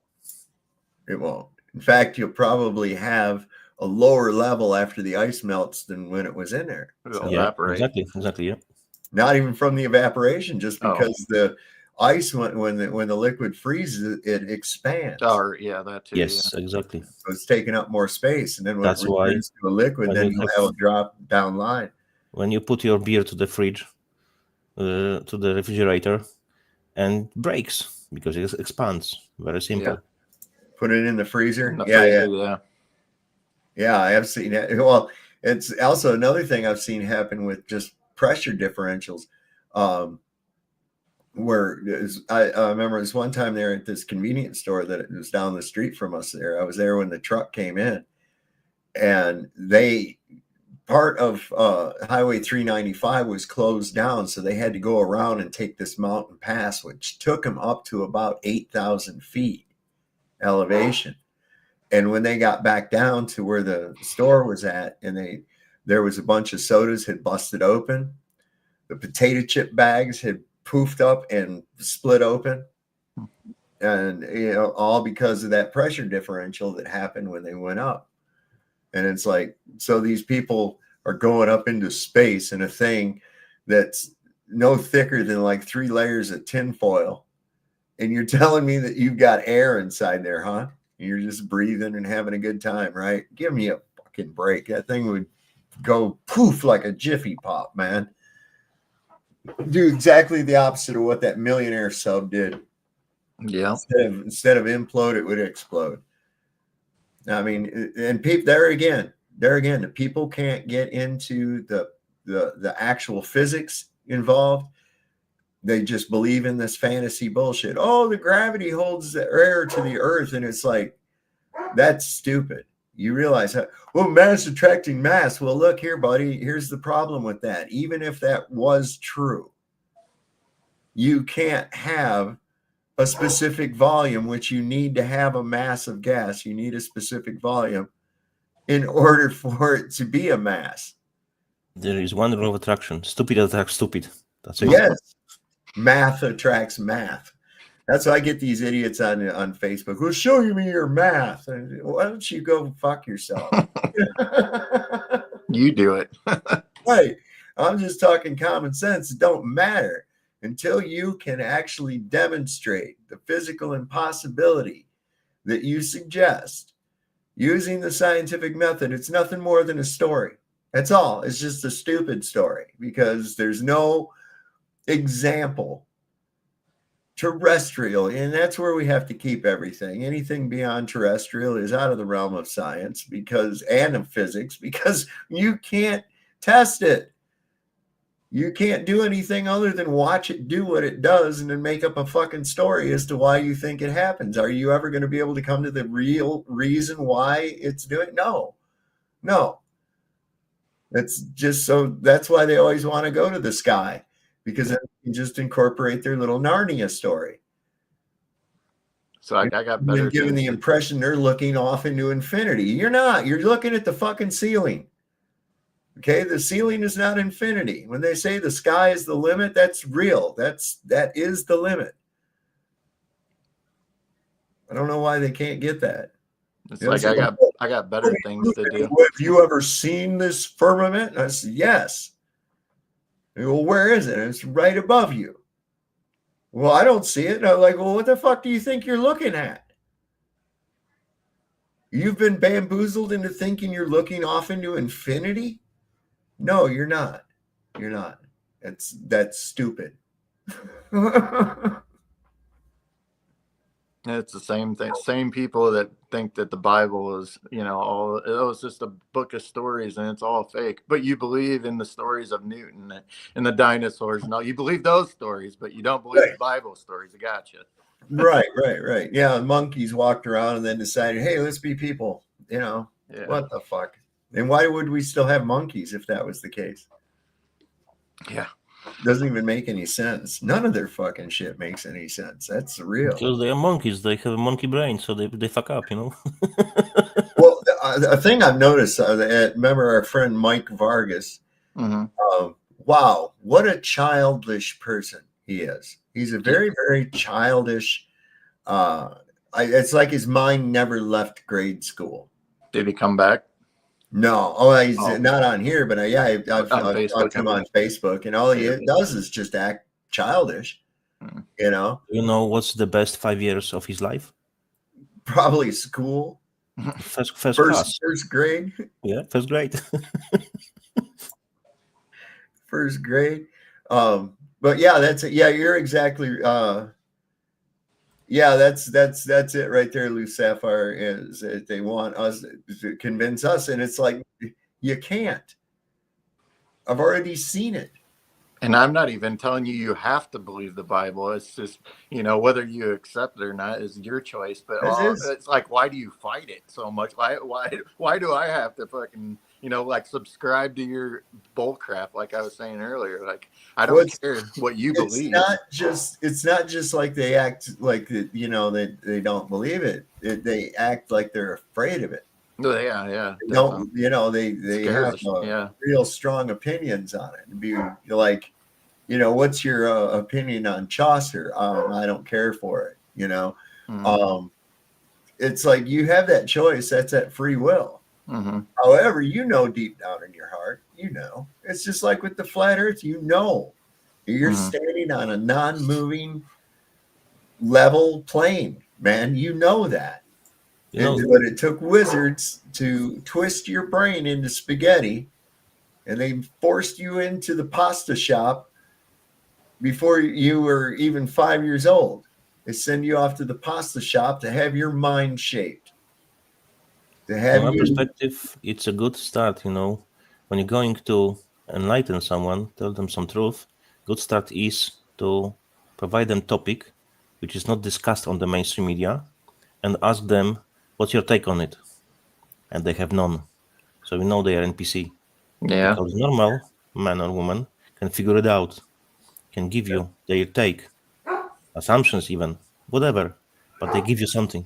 But NPCs will be, don't know. Yeah. Well, it was like Saab was saying earlier with the feminists, you know, as soon as you ask them, well, what are you fighting for? It's like, well, I don't know. It's a good question. What am I fighting for? What is this? Why am I here holding this sign? I can tell you what they're fighting for. They're fighting for destruction of nuclear family. And a main majority of them are, sorry, I didn't mean to cut you off there, protesters. It's like, you know, why are you here? I don't know. Somebody paid me to hold this sign. Yeah, you know, they pay people to hold signs when businesses are going out of business too. But did I tell you the story? It was, Jesus, I believe it was Holland. The women were protesting, you know, and only men stayed at work. And it was like nearly 50% of workforce gone, doing nothing. And you know what were the comments? One of the CEOs said, finally, I can make some shit done. Another one was no HR complaints. Truth in that. But well, this was pretty good. This watch this. This is great. This is sleep with so many guys is because it's the only time I can really feel validation from a man. I mean, my dad told me every single day until he died that I was a failure of a daughter. So you're getting closure by proving your father's point. Good point. You're getting closure. I missed what he said. He says you're getting closure by proving your father's point. Oh. I was like, no shit. You know, what a lame fucking excuse. Here's the thing here. It says Russian scientists know what happens when someone passes away. Do you think their scientists are any better than ours? I don't. I doubt it. One and the same. Get this. Scientists in Russia have confirmed that they now know what happens to you after you die. I'm not talking about your body. That's just fucking worm food. We all know that. I mean, your spirit, if you like, your consciousness. I read it on the Russian version of Google last night called Yandex. I don't know why this is not all over fucking media right now. I've not slept a wink. So, if you don't know, Russia's largest tech company, Vladtech, have spent the last 10 years creating an interface to your brain that somehow embeds a code into every atom of you. So when you die, they can then locate that code within you, and it's like an Apple AirTag, but on a more expensive, grander level. So they can basically see where your electricity, spirit, and memories go to, and they call it a SIC code, soul identity code, or something like that. And what they just discovered was fucking mind-blowing. So the first volunteer who passed away, they followed his code, but lost it because it was traveling faster than anything they can record. An hour later, when the computers caught up and refreshed, if you like, the SIC code settled in another galaxy called, I've written it down somewhere, Jade's GS-Z140, which is over 1 billion light years away. It's one of the furthest galaxies that we know of. This is life-changing for us all as human beings. I cannot believe no one's talking about this. And apparently the scientists don't know why it stopped there. Do we all go there? You know, what's it doing there? It's I'm speechless. Billions of light years, huh? Yeah. Told to us by a not a Russian guy. Right. Yeah, I don't think that Russia and China and all these places are the big boogeyman that we're told they're made out to be either. No. Their governments might be. No, I can believe that. They are all working for the same entity, they all control this as well, part of the agenda, divide and conquer. Russia versus USA versus China, and so on so far. It's all big BS to keep us divided instead of united and going after them. Yeah. But if you get on the ground and talk to the people, just like if you do here, you'd hear the truth. Whereas everything people hear through the media is obvious BS, or through social media even. Just, the way that we intake some of the information we get is just not credible at all. Sorry. Okay. It's very simple to understand, because if you see bell curve of intelligence, on the left-hand side, there are stupid people. Then a bit more intelligent. Then you have people with average intelligence. And then we have people with the higher than average and very intelligent geniuses, yeah? Mm-hmm. So above average and the super intelligent are it's minuscule part of the society. So in definition, majority of society is average of below average. So what do we expect? It's every society the same. Never changes. Everywhere the same. Always majority is mainly stupid. I consider people with average intelligence as a stupid. One thing I know is that Elon Musk is not one of those people with high intelligence. But no, like everybody. No, you're correct. No. I mean, one of the craziest psyops to believe that this guy's running around, running all these companies, running Doge, throwing rockets up into space, and then tweeting all day, and he's the #1 gamer, but he can't put a sentence together. It's like, okay, you got me sold. Somebody needs to check that little kid for a number on his head, man. That little X. Oh, X or whatever. Dude, they tell you Doge. Porn right there, baby. They tell you stay away. Doge. It's dodgy. Yeah, you got that right. Very dodgy. It's amazing. Sorry. You're all right, man. It's amazing how they use the words that they use always have meaning behind them. Oh yeah. Oh, this is something I wanted to ask everybody too. This now it came back around full circle. We were talking about Trump and his whole thing about make America great again. Israel again. Well, made a mistake. Even still, with the people that were believing in the making America great again thing, that's very ambiguous. When was that? You ask every individual in the MAGA movement, each and every one of them, take them aside and ask them, when do you think America was great? Where are we going back to? And each one of those persons will have a different era of time. Uh-huh. And each one of those eras of time, it wasn't great. It was just better than what we have going on now. So it's a very, very ambiguous statement. Make America great again. First off, how, has America ever really been great? Define great. What does that mean? That we can stomp the shit out of everybody in the world? What is that? That we can be a bully? Does that make us great? Do we have more firepower? Does that make us great? What is it? What's your definition of great? Financially stable? What? So that's the that can go in a lot of directions. yeah, correct. What's up, and guys? if you even take it a little bit further and say so that now we're going to do that again.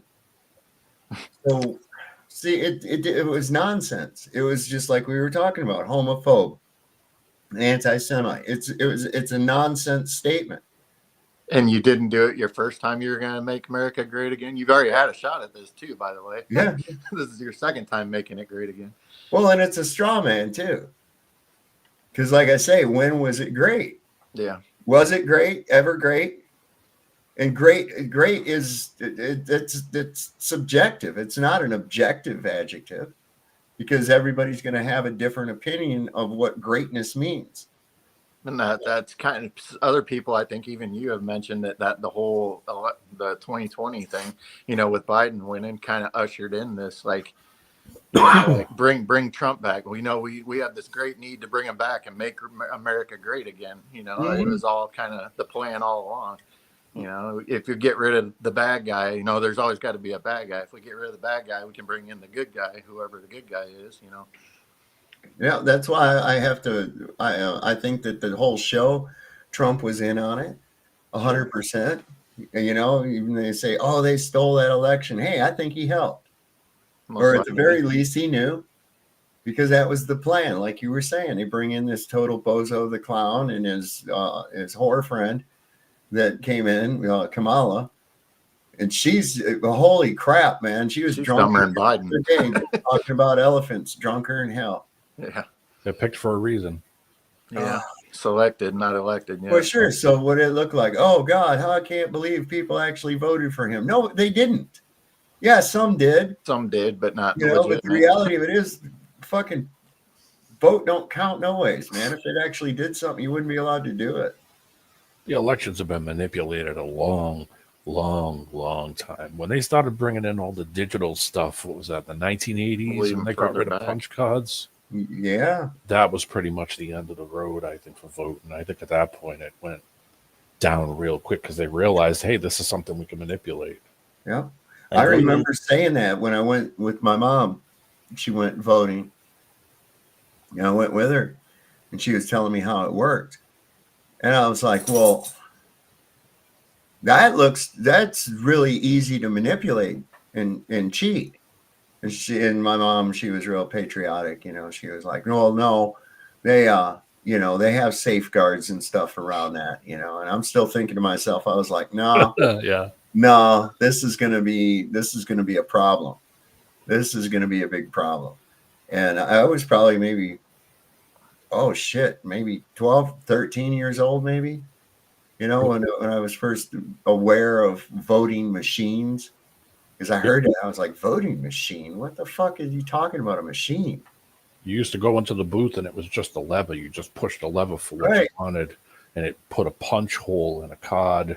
Yeah. It would pull the cards, they would take the machines and pull them aside. But who ain't saying they can't just replicate a hole in a card? I saw the potential for cheating there too. That you could it would be real easy to put a mechanism in there to make it so that the vote for this guy punched a hole in the other spot. You remember all the debacle during the Bush Gore? Oh yeah. The hanging Chad. Yeah. I bet you loved that, didn't you? Oh yeah, it was great for a while. Oh my God. it was like the Karen back then. Yes. Well, oh my God. So it was like, that was a whole debacle. And I remember saying, I said, I told you that shit was going to be a problem. I said, I don't understand what's wrong with just fucking paper and ink. You put a fucking X, boom, on the box. You put an X with a paper and an ink. I think that I think that's why they focus on young people all the time when it comes to voting immediately, because they realize that these young people haven't been around long enough Yep, they're to naive. figure out how stupid this system is. Yep. So we need to focus on them, because these people over here who are older, who have been through this a few times, have figured out that this is stupid. Yeah. So let's focus over to these people, because they're dumber than those ones. And they just came out of an institution that pumps them full of sunshine, talking about they'll have their right to vote. Yeah, and but they don't teach you about your actual what a rights. patriotic duty it is, and all this other fucking nonsense that goes along with it. And it's like, once I'll tell you, like, I'm ashamed of it, but whatever. But I love my grandpa to death, and God bless his soul. R.I.P. Gramps. But you're right. The first time, what's that? I said, I'll be right back. I can still hear, but I got The first time I ever voted, unfortunately, was when Mitt Romney and Obama was those two were running for it, right? And the only reason I voted was because my grandpa won. Prior to that, I had no interest in politics or anything. I hated it. My grandpa was like, "You got to vote for Mitt Romney to get that Obama out of there." So just for him, I voted Mitt Romney. I haven't voted since, but I can't. I can't even imagine. It wouldn't even have mattered which one won, but I can't even imagine if that devil had won. If Mitt Romney had won. I mean, but they're all one the same when you come to find out. It doesn't matter which one you vote for. They're all evil, horrible people. I was in the state. I grew up in the state that when Mitt Romney was the governor of Massachusetts, and it was a shit show. It was bad. Mm-hmm. That's why when that time came, my friend was asking me, "Hey, you're gonna go vote, right?" I was like, "No," and he's like, "Why not?" I said, "I'm not voting for that guy's a lunatic." I said, "No way." So I kind of joke now. My grandpa's gone, but like I kind of joke now. I was like, "See, I told you so." It's like voting ain't no good, man. It doesn't matter who you vote for. And like I said prior to that, I had zero interest in it. I didn't like politics or anything. Nowadays, still the same. I don't like it, but I'm more aware of it than I was back then. Yeah. It's a lesser of two evils idea. That's what everybody thinks. Yeah. It's a lesser of two evils. But what if both people are evil? Exactly. Yeah, that's it right there. They're both evil. That's and now you can't. You can only choose for failure, basically, at that point, because if you don't show up, well, you just bypassed your right. And unless I go there and write some random person's name in, well, what the hell is that doing? It's not like. But if they polluted the whole field and made it so you had 75 people to vote for, you would still have the same problem. It would probably be even worse. It's not election; it's selection. It's just all that was selected for paradigm. Yeah, it is. Crap. And they know that when you're younger and you don't understand what you're walking into, majority of the time you're going to vote more lefty, more liberal. Like it's all different in some countries, but they know that you're going to vote more liberal right off the bat anyway, until you get older and realize, oh, okay, there's something's wrong here. And then by that time, they are done with you. They don't even want to hear a word from you. By the time you figured it out, because now you're a problem. You're not, now they're not. Oh, you got to vote. Oh, the world is yours. Yeah, and that's why they start into it when you're so young, because when you're young, you're easy to manipulate. Your mind's first forming and all that stuff. That's why back when Obama was running, they had that Rock the Vote or whatever it was called. It was on, guess what, MTV. Why was that on MTV? Because so many young people were watching TV. We used to replicate. I'm 50. I'm in my early 50s.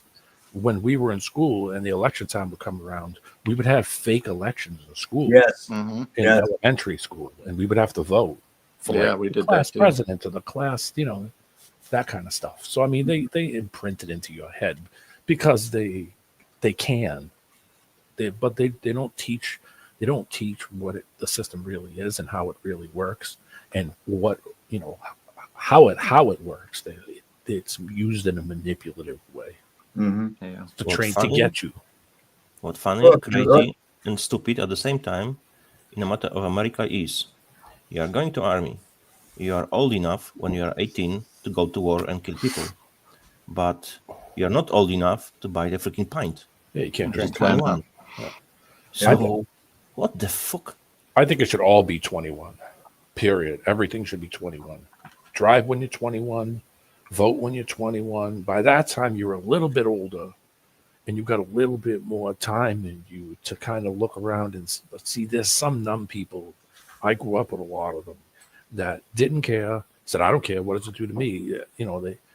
Some people just say, "Oh, I want to vote," and they just look for the most popular thing to vote for. It's changes to person to why they vote, who they vote for, the reasons they vote for them. It's not. We all don't respond the same way. Yeah, well, everything now is so trendy. You know, everybody's jumping on a trend, and Isn't it interesting how many political movements and rallies and the like happen on college campuses? Yeah. Mm-hmm. Okay. Even Charlie Kirk. Yeah. On like a tour going to these big schools and having all these people come up and do Q&A with him. I totally disagree with voting, but if I would be supporting that, only one of the reasons could help a bit. For example, 100 basic questions in correlation with politics. You have to pass those questions. Have, for example, 95 of 100% correct. Then, you have the right to vote. Because those people are brainwashed. They don't know what they're voting for because they have no idea how this corrupted system works at all. Yeah. You know what else is a big problem is that PragerU. That PragerU, the Jewish shit. As like the opposite when it's really just funded by Jewish. You know what I'm going at. Yeah. This the word you're looking for is Moshiach. Deborah. They crowned him Moshiach. They got a coin over there with his face on it. He said in his book that he was Kabbalah, practicing Kabbalah. Yep. So I don't think change his fate, the Jewish. His daughter Ivanka Trump is married to the hardcore Zionist Jared Kushner. Yep. So what do we need to know more? Yeah, you know. Well, all his kids are married to Jews, ain't they? Yeah, all the, you know. Who's that? Trump's? Mm-hmm. Yeah, all his kids are. I think so. All the daughters are. That Jared Kushner, he's about as evil as it gets. Yeah, man. I don't like him. But this is the thing. They only have power because we give it to them, really. Well, you got to remember, no consent. Power people like that look at it as, not only are you marrying their daughter, how much money can you make to keep them rich, keep them living the life. They weren't just going. None of his kids weren't going to go to a diner and fall in love with a waitress. It just wasn't going to happen. The problem is that people cannot and do not know how to use the most powerful word in the world. Just say fucking no. Another thing too, I saw that, the Canadians had their elections not too long ago.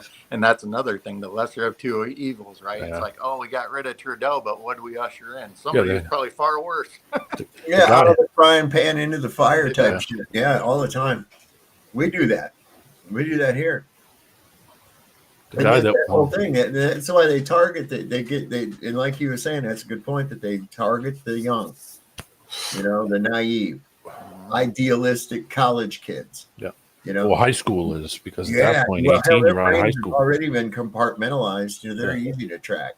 That's why I see the more degrees somebody's got, the less sense they have. I mean, for real. Yeah. Well, real life sense, meaning in real. Real interaction and real action and real thought. No, they can't put. Yeah, they're too close to the dots. Yeah, that's what compartmentalization does. It's like a dot to dot puzzle. A lot of times you can take one of them dot to dot puzzles and you can hold it out from you, and you can tell what it's going to be. Or at least get a good outline of something, get an idea what the thing's going to be when you connect the dots. But if you're looking at the thing right straight up like this with it up to your face, looking at each individual dot, you're never going to see the whole picture. And there again, can't see the forest because of the trees. And that's what happens when they compartmentalize their brain. And it's almost like the more the further you go in through academia, the worse that effect comes into your head. The worse that happens with your thinking. You know, the highest percentage of people that went out there and got the in their arm. Yeah, high Yep. education. And the percentages increased with the higher degrees. That's pretty interesting data right there. Yeah. The guy from Canada, his own book praised Marx and Engels. He praised Marx and Engels in his own book. Oh, wow. They also promoted by 2100 to increase Canada's population by 60%. Wow. And that ain't going to be from Canadians bumping uglies and making No. kids. That's going to be from them grabbing people from other countries and dumping them into Canada and diluting the, and for weeks I was going into stuff and saying, I'm telling you guys, I mean, either or, you're making a mistake. It doesn't matter. But this is a bigger mistake. And I had people basically tell me, yeah, you don't know what you're talking about. No, okay, have fun, enjoy it. When somebody's doing that, what do? You just, hey, here's the rope. Go right ahead. Guys, I like to consider myself that I am graduate of HSSR, which means Higher School of Shit Removal. I'm SOHK, School of Hard Knocks. I've pretty much been self-taught about everything my whole life. School offered a little, but most of the time they were telling me shit that I already fucking knew. I must know how to read. Probably majority of guys who can think by themselves, they started with teaching themselves how to read. That's my perspective. That's my opinion. I was reading before I went to school. As well, yeah. I mean, not proficiently, but I mean enough that it was funny. I cracked my mom up. I think it was a Looney Tunes comic book, and it had Yosemite Sam. And there was a couple things in there that I had said, and she cracked up because I said Yosemite Sam. That sounded it out. I learned phonetics as soon as I was able, and how to sound it out. Your alphabet. What sound does it make? You put them all together, boom, makes a word. It wasn't hard for me to figure out. Stop, your mic kind of muffled. Oh, that's probably because there. Is There that you right? go. Yep. So it was so I said, yeah, Yosemite Sam instead of Yosemite Sam. And she goes, no, it's Yosemite. And I looked at it and I was like, oh, okay, all right, I see it, right? And then the other was the word machine. I went, machine. What's a machine? What's a machine? And she goes, that's machine. And I was like, oh man, what the hell? That should be SH, right? MASHEEN. That should be machine, right? I'm thinking in my head, and it's like, well, that's because of the phonetics. And then I saw the word phonetics and I was like, oh, brother, why isn't it even spelled the way that it sounds? My God, the word phonetics isn't even spelled the way it sounds. That's just irony to me. English is totally Very hard. Yeah, there is a great video. Guy is talking about tomb bomb. Oh, and that's so on. Gallagher. Gallagher, the Yes, comedian. great video. Yeah, So we can bring it now. Maybe you can find it, so I can find for you a link. That's an It's old really- video from the 80s. Yeah. It's I think anti-Semitic, Sam. Oh, well, I think Janusz is going to like this right here. This is pretty good. This is, I think, regarding... But he's a Jew, yeah? Who's that? Peters? Peters, probably. He's a Jew. Probably is. Yeah, he's control opposition, Pro. The United States government is going to have a special team of digital Noahide enforcers who are going to comb through your social media profiles. They're going to make sure that you're not questioning Israel, that you're not critical of Jews or the Shabbos goys who have allowed those Jews to completely consume our government. They're putting up a big metaphorical sign saying only Zionists are welcome in the United States of America, which you may as well at this point just call the United States of Israel. Because again, if you don't do Israel's bidding, Israel since long time. This fake, occupied, pedophilic, compromised federal government is making it abundantly clear to you There's no place for you here. That's not being hyperbolic. Remember, Trump's Homeland Security Secretary is Kristi Noem, the skank from South Dakota who cheated on her husband before signing a piece of legislation, treasonous, unconstitutional legislation called HB 1076, which made it illegal to preach the gospel of Jesus Christ, illegal to support the right of Palestinian people to simply exist on planet Earth, and of course, made it illegal to question Israel in and of itself. These people are shredding the First Amendment right before your very eyes. And what was that? You see, that's how you can recognize it. He is a deceiver as well, because he said planet Earth. He had plenty of people who were talking with him about the flat Earth, and he was it's flat. But now he's I'm gonna go in and on as the devil's advocate on that.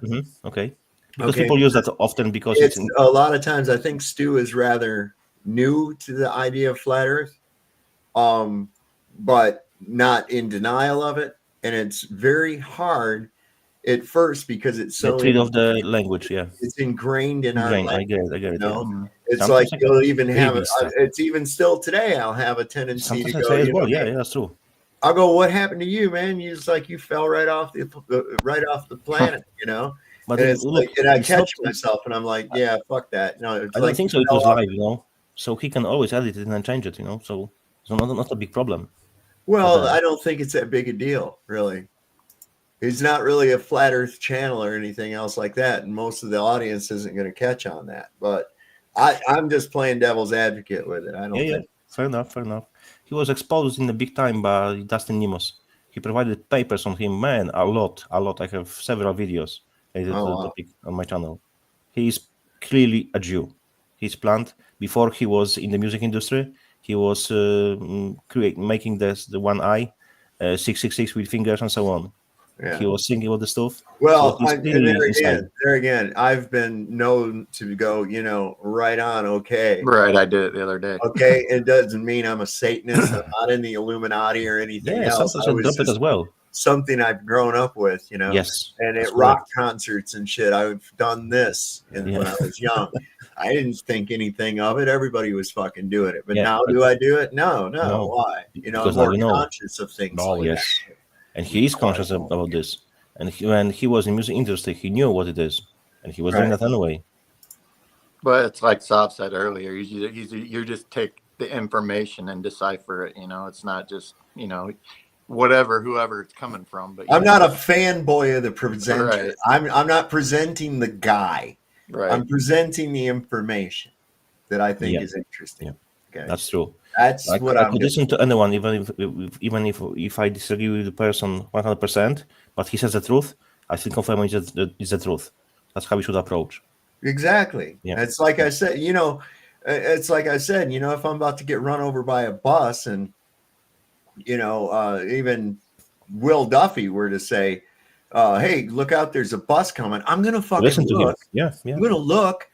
At the very least, I'm going to look, if not step back. And if I wasn't a bus, I go, you fucker, you lied again, But nevertheless, if there was, and he told the truth right there, they're good. That was a good thing. Yep.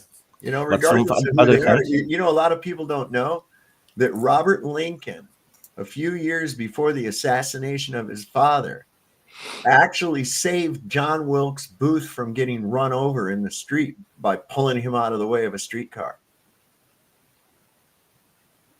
A lot of people don't know that. The President Lincoln's son, Robert Lincoln, actually saved John Wilkes Booth, the assassin of his father, saved his life a few years prior to the assassination by pulling him out of the way of I think it was a streetcar or something was going to hit him. He pulled him out of the street and saved his life. I want to share with you one thing about Stu Peters. He's posing himself as an anti-Jew, and he's bashing them all the time. Yeah. But he's proud that he is supporting, providing, and pushing Goldco, which he admits is Jewish shit. Right. So I don't think he's so much on Jews as it is Zionists.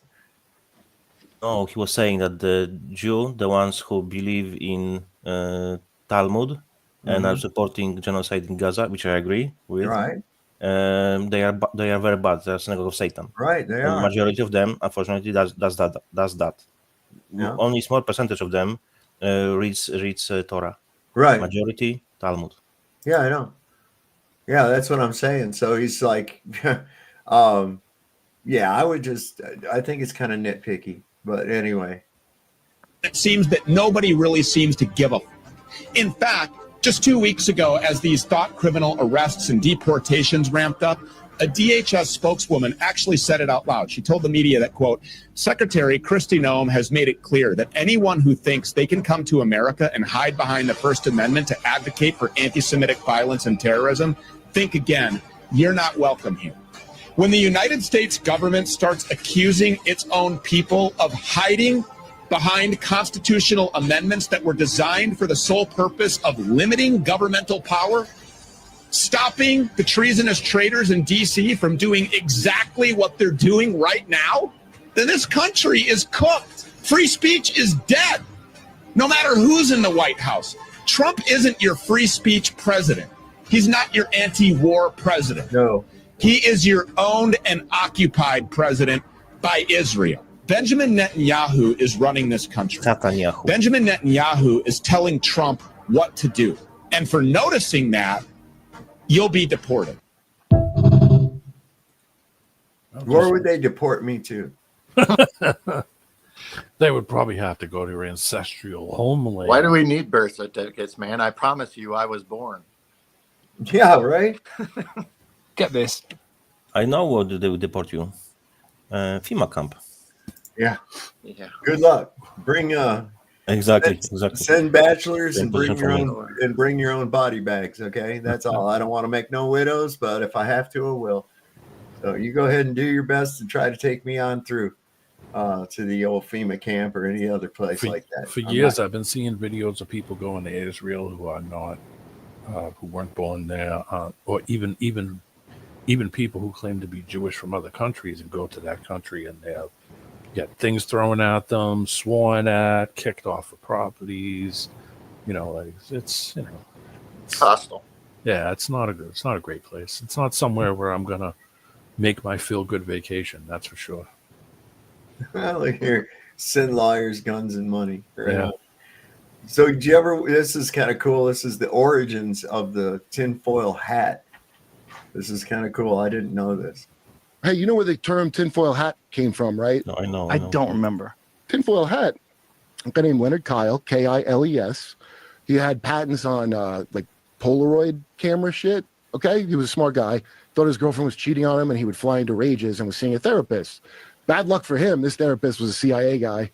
Yeah, Delgado. Those old things with the bull where it doesn't charge because they're putting it's a chip. You know, the brain chip has been invented a long time ago.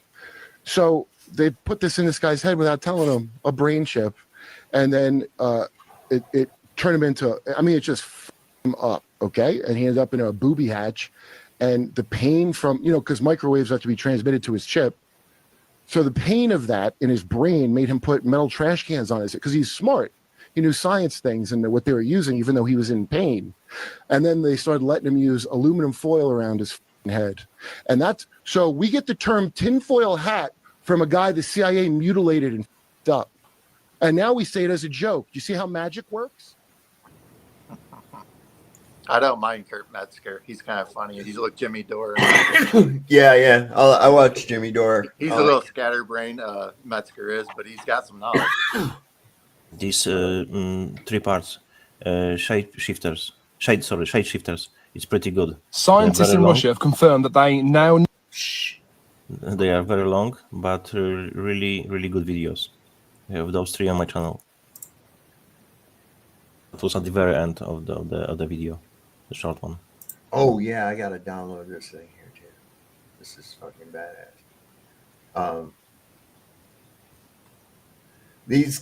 I get these idiots on Facebook. They try to say that the horizon is a physical thing you're saying because of the curve of the earth. And I said, well, what happens if I sit down on the beach? What's going on there? Now the horizon's closer. The horizon's closer than if I stand up, and if I climb up in the lifeguard tower, I can look out and I see even further, and that horizon just keeps extending the higher I go. Do you actually think you're seeing around a curve because you see further? I mean, what kind of life experience do you actually have? You know, I'm trying to understand where these guys are coming from with this, that they actually think that you're seeing around a curve by going up in height. And it's like you don't even see any evidence of a curve. It would drop beneath you. If that horizon was only 3 miles away, like they claim, then when you rose up you get up going higher and higher, that horizon's going to drop below your eye level as you rise in elevation. Yeah. It would have no choice but It would be like looking off the edge of something. Yes. It'd be like if you lifted up off your table, you know, and it's like, no, that's not what's going on. You can't see around a curve. So what's going on there? You're just increasing your field of view by adjusting your angle. Field of view is only left to right. Field of view is the whole conical field of vision that you have.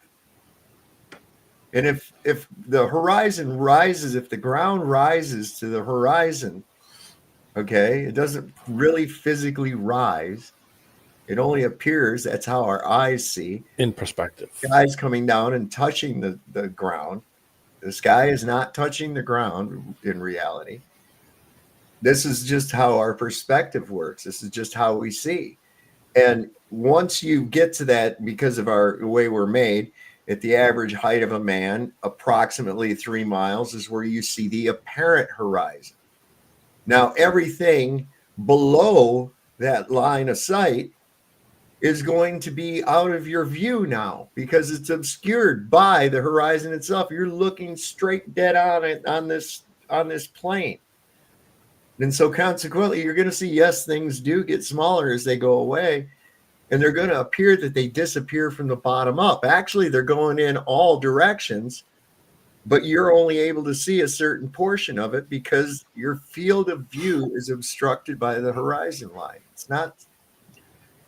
It's not hard to understand. This is kind of a neat little video that I've got. Oh, look at there. There it is. Enough talk. Let's start fighting.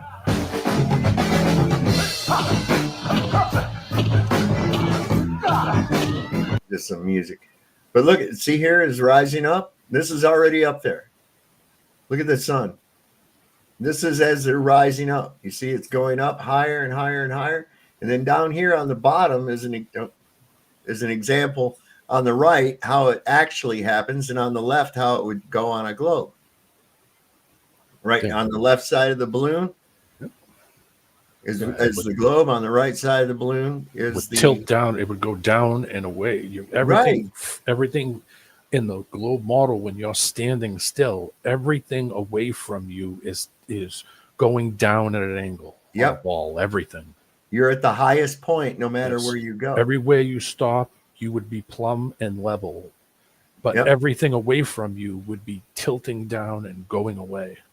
Well, that whole idea of level being a tangent point. Yeah.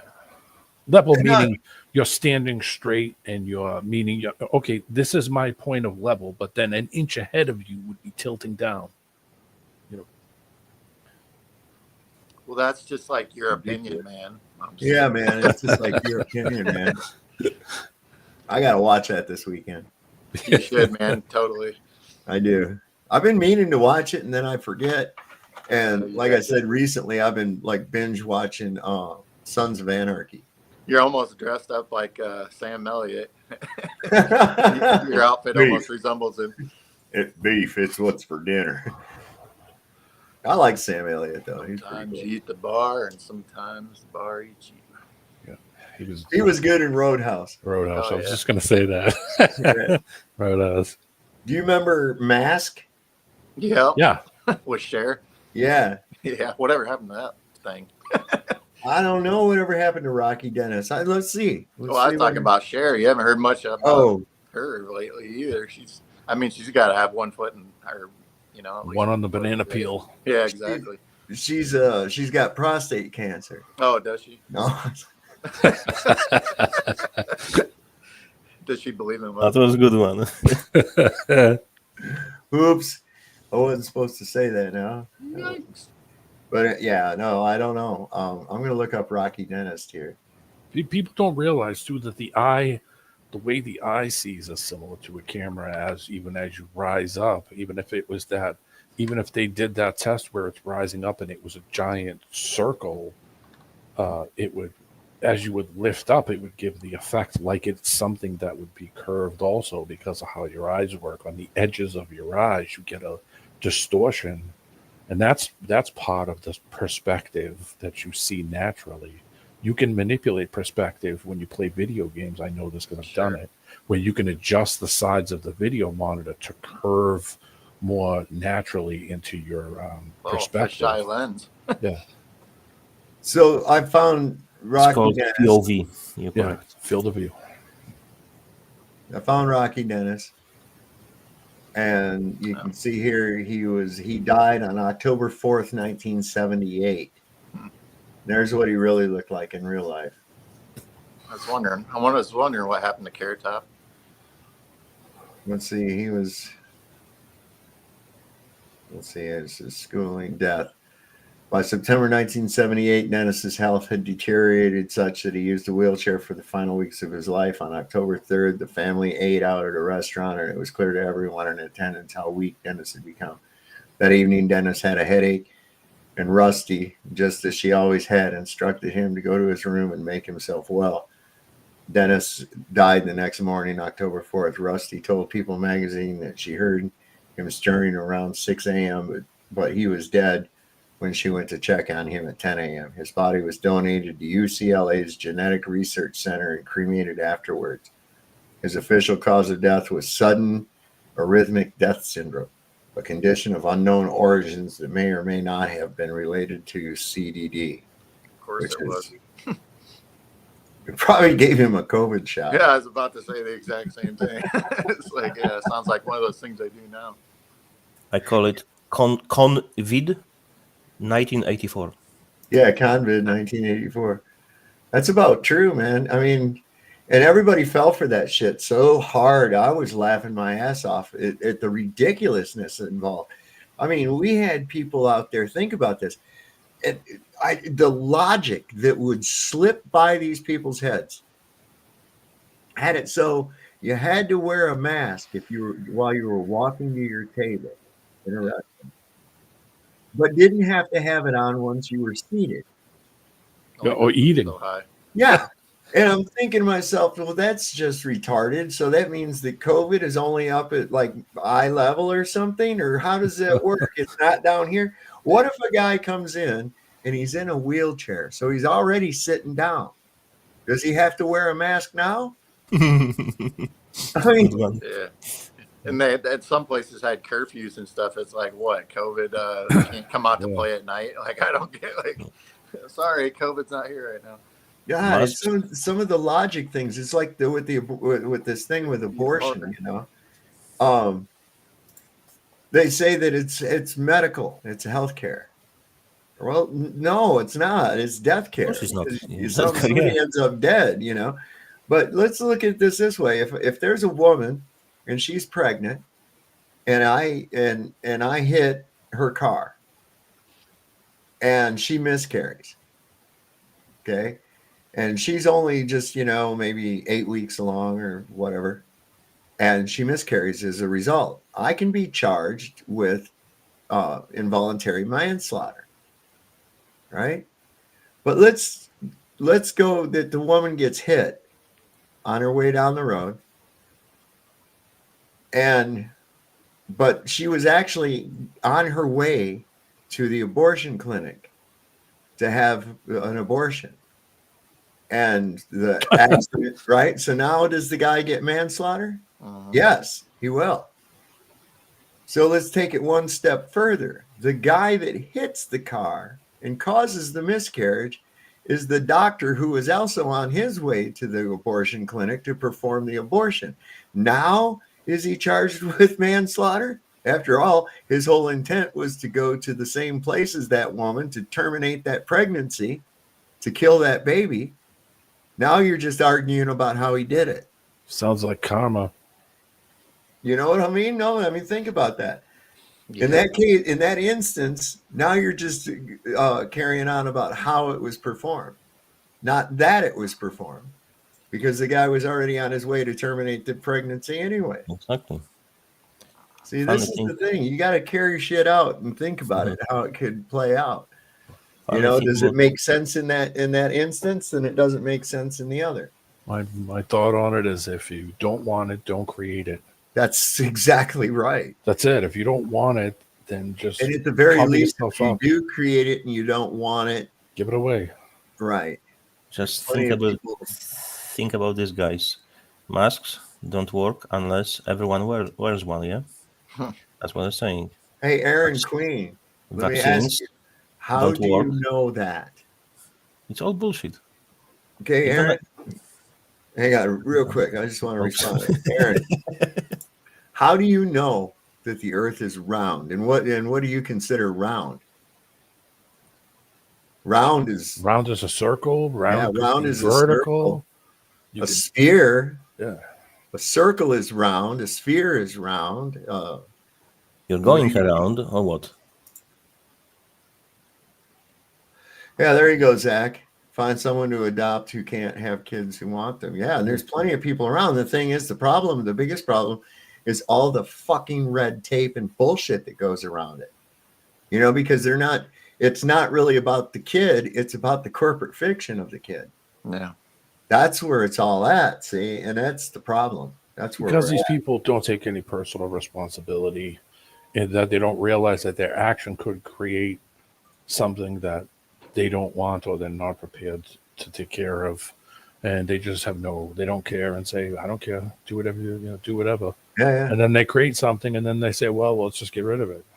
It's a metaphor for someone's life. Some people just don't think that far, and they create things that that's all. That's my thing about it. Don't create Right. it if you don't want it, and then you won't have a problem, and then you won't have to kill something. You won't have to get rid of something, and you're not creating a problem for other people. If you don't want it, don't create it. Well, here's the thing too. It's like this whole thing with school and all this other bullshit. Listen to this. Is how much time it actually takes, as opposed to how long a kid is in school every day. This is insane. How much time do you think is wasted during the average school day? Well, there's this book, The 5-Hour School Week, written by this amazing family who just by chance had to do school at home for a couple of weeks. And these were traditional people who really believed in the system. You go to school, you listen to your teacher, get good grades, go to college, get a job. But what they found was not only shocking, but it changed their lives. They were able to teach their daughter everything she had to know in 1 hour a day. She was in elementary school at the time. Not only that, but her daughter was actually doing better. And the biggest benefit was the time it freed up to do ancillary things. They adopted this philosophy of following their daughter's interests, and she would go on to become a successful entrepreneur when she was only a teenager. Because all of a sudden, cooking and gardening and field trips became amazing opportunities for learning. And that's what homeschool families understand, that you don't need that much time for formal education, which leaves so much more time for less formal things that your children love, they look forward to. So you take a kindergarten child, they do their morning chores, learn about the days of the week, check the weather, go over my planet, my continent, my country, my address, trace their letters, practice their writing, play a fun vowel game, learn about the body, play some dice math, and learn about money. And that's just one workbook that could be done in an hour. Just imagine the fun things you could do with them the rest of the day. Check out my private homeschool community and my books on healthy eating, morality, the Bill of Rights, and more. AlaskaLearner.com. That's so true. That is. It really is. And it's like kids don't know how to. I mean, they're spending. Look at the schools. What they're actually into. They're into the conditioning. It's all about the conditioning, and they're in the restaurant business now, and they're in the transportation business. I mean, it's ridiculous. I mean, this shit I heard about, well, they're not feeding our kids very good lunches at school. I'm like, what in the fuck are you eating? Why are they making food at the school? Yeah, you should be feeding your own kids. You made them. Yes. Why am I that's- paying for it on top of it? Which is That's stupid. another thing too. You take them out of the school, you get away from all the distractions of it too, and you might actually learn something, given what you're being taught. But yeah, Yeah, and it's like, what the. My mother never ever gave me money to eat food at school. She knew it was dog food. My mother made this stuff for me and said, "Here's your lunch." I mean, the food at school looked like dog food, and I grew up in the inner city. It looked bad. I want to share with you official document from the CDC FDA, matter of COVID. But first, I want to bring something. can you show that on here? Yeah, I will drop in a second. Oh, I mean on YouTube. Is that cool? Yeah, it's official document, Oh, okay. So it's from CDC. So Well, that's all right. Okay, I got you. quoting from them, So The Centers for Disease Control. We control Yes. the diseases so that we can give them to you. That's what and you the control the disease. FDA, Food and Drug Administration, yeah. So anyway, I was going to say that the masks don't work unless everyone wears one. Vaccines don't work unless everyone has one. Yeah. Oh, I know. That was a Yeah. dumb. The lies don't work unless everyone believes them. That's like the Tinkerbell. Tinkerbell can only exist if everybody believes in her. Yeah. It's ridiculous shit. Santa that they Claus. got, you know. I still have on my page, on the Odyssey. One, if the PCR test works, why the false positives? If the mask works, why the 6 feet? If the 6 Right. feet works, why the masks? If Right. all 3 works, why the social distancing? If all 4 works, why the lockdown? If all 5 works, why the vaccine? And it's many more points. I will drop you link now to the official CDC. He was a rock and roller in the 60s. People don't know that, Brother Nathaniel. Yeah. He was in a rock band. Where'd Janusz go? Why'd he leave? He dropped himself, not the one. Oh, he went to go find it. Yeah. Yeah. Yeah, his brother Nathaniel, I like his shit, man. He's pretty good. Bro. Dropping now link, so Well, I was going to say, man, he dropped that document and he was off quick. They dropped me. Drop him, boy. Quicker Okay, than I hell. will give you that's And the listen, link. I'm sorry. These guys, look here. I got to show you something real quick. Okay. These guys with their hats, these hats, they are the biggest. What a fucking spectacle those people are. And you know what they do exactly? You When know, they're they humping that wall, man. Yeah, the Wailing Yes. Wall. Yes, it's exactly goddess of sex, Shekinah. That's what they're praising. They are showing, honoring her, creation, the movement They of sex. kiss it and they cry Yeah. and they. Mm-hmm. Okay, get the link. Unless you want to watch it. Yeah, let's All watch right, it. we'll get this real quick. You stand them upside down, you can erase stuff. I know shit, right? I bet you a fucker can stand on his head real good with that. You know what? The Wailing Wall is the seat of a satanic ritual outlined by the 13th century Jewish occult system known as the Kabbalah. This so-called divine presence at the Wailing Wall is actually the Kabbalistic feminine emanation of their false god, the Shekinah. Watch closely how the rabbis thrust their pelvises and penises back and forth in a prescribed prayer movement called davening, in which the Jew copulates with the Shekinah in order to give birth to an erotic union with the Ein Sof, the Kabbalistic masculine emanation of their false god. They're participating in a lewd occult ritual where the so-called divine presence is actually Satan himself.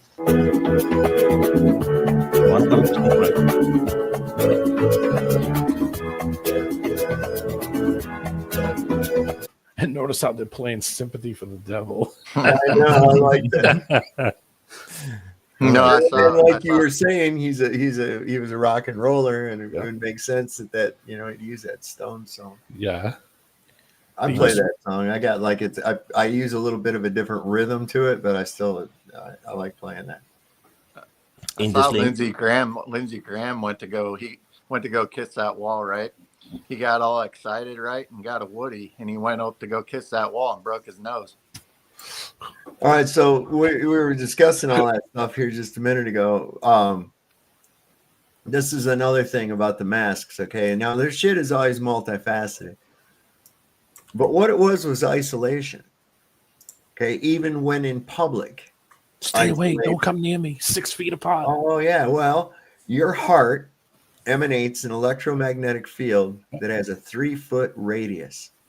In other words, there's a 6-foot diameter toroidal field of electromagnetic energy that emanates from your heart around your body. Did you see the video when mother and daughter or child comes together and their aura changes? Yeah. Yeah, the color change by color. But this vibratory, yes, the vibratory frequency, which like is your emotions, your mood, your whole outlook, is emanating from this source, from your heart. The heart field is much bigger. The brain electromagnetic function of the brain makes a little toroidal field, but it's only like about I think it's a foot in diameter, might be a foot and a half, but that's it. The heart is what resonates the highest, especially with frequencies of emotion and that kind of thing. We are vibratory beings. We Yes, vibrate. 100%. So we communicate. We communicate in ways other than just our verbs and our verbal skills. There's tone and inflection, but there's also micro expressions that take place when people are conversing that we're kind of consciously not aware of, but our unconscious, subconscious cues as to the meanings and communication of what the other person is trying to say. Even the micro expressions that take place by the listener during it's a form of communication beyond the verbal between the two people. The way we even react, like somebody's telling you something that happened to them that was, almost got killed in a car accident, and the listener's facial expressions are like, oh, wow, oh my God. And there's okay. So what they did with that, not only were you not sharing your heart field, this is why your moods can be infectious. Like a good mood can really just permeate. Spreading. Yeah, you can boost other people around you, right? Depending on But that's how what you start at. resonating with with that vibratory state of that person. Okay, and this usually happens within a 6-foot distance of one another, within that 6 foot. But Yes, with I don't know about the that, yeah. average radius of both people, and you're supposed to stay 6 feet apart, so you're not communicating on that level. You're not communicating via the facial expressions and the micro expressions that take place. So it was a form of isolation, even outside of you being isolated to your home, because anytime you went out in public, you had to have all these precautions on. And then people just went to the fucking extremes with this crap. I saw people was making apparatuses out of those big water jugs and shit. Yeah. Welding masks. Yeah, it was ridiculous. Plastic bags on their kids as they're walking through the supermarket. They got them in trash bags. And I think that with the mask, I think that's what stunted kids' growth, during that time too. It really had Because they're an not effect seeing on your them. face. Because of the expressions, they weren't able to use those expressions or see the Yes. expressions or use the expressions like you were just saying. Everybody has been around somebody who was kind of a downer. Yeah. And you're in a good mood, but you get around this particular person and Yeah, everybody damn kind of Debbie. looks at each other like, oh, here we go. He puts it down, yeah. Some people are not, just, and we our bodies respond vibratory, because if we're around, we gravitate to high frequency things. Yes. Things that are vibrating at a higher frequency. Yep. Even music can affect it. Your mood. Yeah, definitely. Well, I've said Music. before on here before, D-Man, I've said before that music is just audible emotion. Yep. It really is. This is why a sonata without a single word sung can bring a tear. It can grow a plant better. Yes, Yeah. it's amazing. true. It's amazing. People don't That's- realize how. But Currently, only you take- 7% in communication is a verbal communication. 93 or yeah, 92. it's visual. Yeah, visual and all emotions and everything else. You So- take certain frequencies from, even if it's just a tone, it doesn't even have to be a music. Even if you just take Indeed, a tone yes. frequency as white noise and put it around people, it'll change their mood. It can make them aggressive. It can make them sad. And those frequencies in tone can be put to colors And there were studies done years ago where they figured out that these higher frequencies are a brighter, more vibrant color. Then they figured out that these lower frequencies that put people in these worse moods, angry, aggressive, are these lower frequencies. And they figured out that those lower frequencies are the color red. And there's the old term that, you know, if you get angry and you say, I was seeing red. There you go. Yeah. And they use as well for Eldorad, for example, lower frequencies and microwave frequencies. So that's why how this disperse crowd. Well, I tell you Suddenly, what, people are goes. acting nuttier and nuttier all the time, man. I mean, really aggressive. People are really aggressive, you know. I mean, and it's almost like they have just misdirected anger. They don't know what to do with it. Yeah. You know, I think Prince was onto something. He made a statement about that he noticed that the fighting in the neighborhood would increase chemtrails when they had more chemtrails. Violence upticked when rap music, the gangster rap music thing started. Violence upticked so great because of the frequency that the music, the frequency that the sound of the music makes you more aggressive, more angry. That's what it is. Yeah. And because nobody's listening to Bach and getting pissed off and wanting to throw down. Exactly. That's a good point. A good example is that, like, if you go to a concert or you walk into a church, you can get that you get that feeling from the people around you, and the frequency of the music and everything. You get that euphoric feeling. Whereas on the same token, you can walk into, let's say, a bar or something, and all of a sudden you're like, oh, I'm getting a bad vibe about this place. When you walk in there, and same difference, something bad probably happened there. Just the people in general just putting off bad vibrations. Spider-Man had a sense. Spider-Man had a sense called the Spidey sense. I have my Spidey sense. Yeah. To us, we were grown with always believe your gut feeling. Yep. Yeah. And your gut feeling was something doesn't feel right. Now, what would give you that sense that something isn't right unless it wasn't something new that was vibratory? Because we are connected. Yes. Spider-Man wouldn't do too good in the country. Pull the link. No. Wouldn't have no buildings to fling off of. So, can you please pull the link from the FDA, CDC? The thing that gets me. Oh, wait, hold on real quick. The thing that gets me about Spider-Man. Who cleans up all that fucking webs?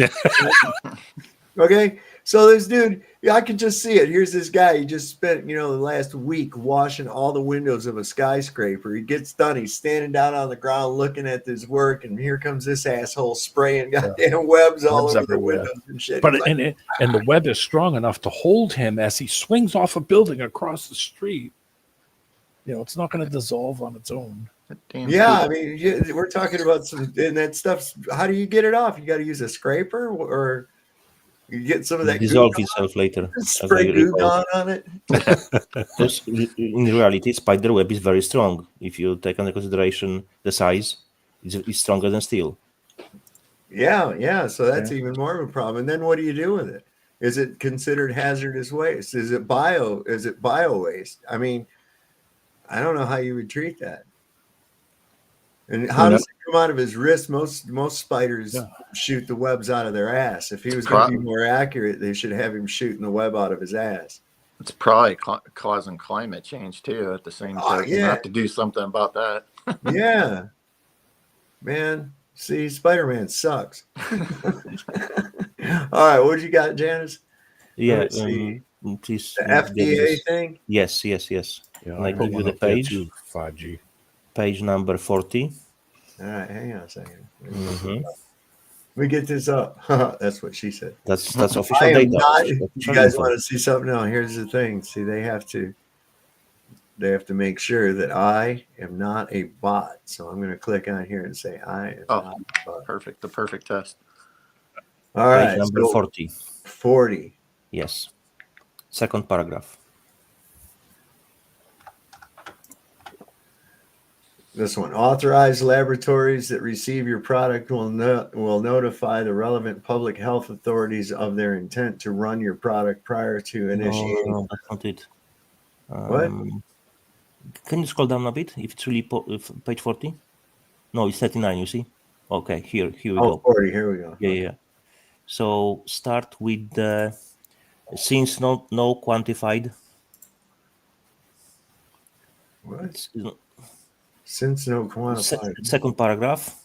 Yeah, this Yeah. is the analytic Yeah, sensitivity okay. It is. of the RT-PCR assays contained in the CDC 2019 novel coronavirus real-time RT-PCR diagnostic panel were determined in limit of detection studies. Now important. Read it carefully and slow. It says since no quantified virus isolates of the 2019 COVID were available for CDC use at the time the test was developed, and this study conducted assays designed for detection of the 2019 coronavirus. Well, yeah, I mean, they it's like have never isolated virus. I know that's what I exist. yeah, they had no virus isolated, so how in the fuck can you test for it? Yeah, That's and the test is not even a test. First of all, the whole what they time did, people say I had COVID, and I said, how do you know you had COVID? And they said, because I had the test. I said, well, how do you test for something that's never been isolated? And they're like, oh yeah, well, but the doctor said I had COVID. And I'm like, did you not hear what I just fucking said? Yeah. They use wordplay because you have to have if there is a virus, they do not exist. But if let's say there is, you have to follow golden rule, which is called Koch postulate. Yeah, it's called the gold standard. Gold standard golden rule, yes. Yeah, the golden rule is teach it and treat others as you want to be treated. Actually, the golden rule is he who has the gold makes the rules. Yeah, or golden ratio as well. Yeah, so yeah, that kind of goes hand in hand. But anyway, the guy that Harry Banks-Mullis received a Nobel Prize for his invention, which is PCR. PCR stands for polymerase chain reaction. Mm-hmm. It's not a test. I've got a video. Method. I've got a video of the what's that guy's name? Harry Banks-Mullis. Yeah, Harry Mullis, where he's talking about. He says Fauci doesn't know shit. No. Yep. He said, and he's the inventor of that test. This Harry. He said it was misused. Yeah, he said it was misused. He said Fauci's an administrator. He's no more a doctor than a shoe salesman. He's quack mainly. Yeah. Mm-hmm. He said he would debate Fauci, and they didn't want nothing to do with it. Then he died. Yeah. Magically just happened. No, sorry. He exactly died before COVID, like 6 months in a same situation. No one knew exactly what happened. Yeah, they give him the Havana syndrome. Yeah. A Bluetooth zombie. Yeah, listen, there's a lot of my wife and I had to go to Walmart today. I hate going there, but it's the only place close by where I know that they have Wrangler clothes, Talk about that vibrations. Because I'll tell you the thing, kind of a sad, but it's sort of a life stage thing. I've gotten to that point where I'm just not wanting to wear blue jeans. Okay. And I discovered this because I got in my closet and I got out a pair of pants that I'd gotten a while back, and they're made by Wrangler, but they're almost like khaki, but the material actually has a little bit of a stretch to it. And what happens is working and doing other shit, I'm constantly having to pull my pants up so that my ass ain't sticking out. Right? Because I've worn my ass away over the years for some reason. Broken back or something?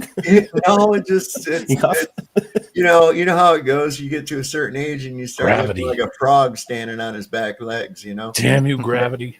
Yeah, damn gravity. It's entropy is what it is. And young to old, hot to cold, high to low. It's all freezing my bag ass out here, Clark. So anyway, I had to go there, and I got these really great work pants, man. That's the same ones I found it because I was talking to my friend, and he goes, "Oh yeah," he says, "they got those at Walmart." And I says, "Really?" I went there and I had no trouble finding it. I just went right to them, and I was like, "Shit the bed, man!" So I got me like 3 pairs for work, so that gives me 4 for at work. And this material, it seems it's comfortable, it's light. I can bend, squat, whatever, and stand back up, and I don't have to readjust my pants and shit all the time. So it made me really happy. Anyways, the point of telling you that is that we went there, and I told my wife, I said, just Pay attention to how many brain dead fucking people there are in this. Just watch. You'll see these people that the expression on their face, well, Shuffling around. not much different than when you see cattle in a field.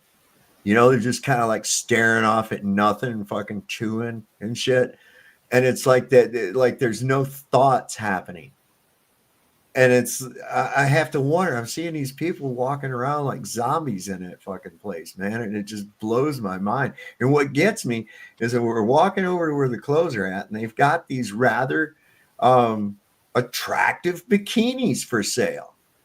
And I'm looking at the people in the store, and I couldn't see one single person in there that I would want to see wearing that at all. I was like, this is just insane. There's all these fucking like dumb people lumbering around in there. And oh my God, I was like, I hate the place. But it was really not as bad of an experience as I thought it was going to be. I was able to get in there, find exactly what I want. And Go there at midnight. They should be charging a cover fee. Oh, they don't stay open all night. Yeah, they don't stay open that late anymore. Yeah, we got a 24-hour one. That's still wow. Those are that's the gift that keeps on giving. And this. Oh yeah, you can run it. My God, I went to a Walmart at like when it was 24 hours with a friend of mine, and we had a really nice buzz going. And we went there because we were going to get some cigarettes, and we went to check on something, see if they had something in stock. Maybe we'd get one. And we ran into this girl. And she just started talking to us. She was in the same aisle, so she just started talking to us. And we didn't want to be rude or nothing, you know, but then, because she seemed nice, but then she started telling us how to make jailhouse pizza. By how they make pizza in jail by crushing up Cheetos and shit to make the crust and all this other crazy nonsense, making pizza sauce out of ketchup packets and everything else. And I'm thinking to myself, she'd been somewhere. Why in the fuck are you telling me how to make pizza in jail? What is going on here? But hey, I got that knowledge now if I ever have to. So yeah. But you got a tractor supply store near you at all? Mm-hmm. Okay. I got Lee brand. I just bought those. I remember Lee. They got that stretchy material too. I'll have to check that out. Yeah. I just bought a pair of them. They're good. Some of these clothes, they're not, I swear they're not made for taller people. Yeah, I'm over 6 feet. Yeah. And yeah, I have problems buying clothes either. Yeah, Too short or too long or too wide. I'm seeing most of, I really have to go. Crotch. I'm at an even size of waist that I've been at for a long, long time. I'm a 32. Real easy, right? Try to find that in the Walmart. Oh my God, that's a rarity. Everything's like 48, 22. You know, and I'm like, what the fuck kind of? Well, you're at Walmart. I'm like, what does that guy look like? You know, have him waddle on out here one time so we can check and see if he's fitting. Yeah, I mean, so finally, I was lucky. I went right through, and we was able to. I had my wife help me too, and there was like they had choice to think of 5 different colors. We picked out. I got like a khaki, a dark gray, and a lighter khaki color. And I think and we was able to find 32. And I was like, well, there's a rare thing because usually the ones I like, that's the size they don't have for me. You know, I used to get Dickies. They were expensive. Even back then, they were expensive. Now they still are. Yeah, it's some money. And Red Wing boots. I always wore Red Wing boots because work. Can't wear steel toes, and Red Wing boots were ridiculous. They're like 4 times the price of anything you could buy. God, yeah. Check these. This young guy out. He didn't take him long to put these chicks in their place. This was pretty good. There he is. Hey, no, Tagit. Say what? I love Israel. Yo, do I look stupid or what? I'm not gonna say that. What would I say? Why you get so crazy like on here, you know? The Israeli people like so crazy. You eat dog? No. You eat You people. Oh, good one. Kill people? You kill babies. No. You kill women. You bomb the hospital.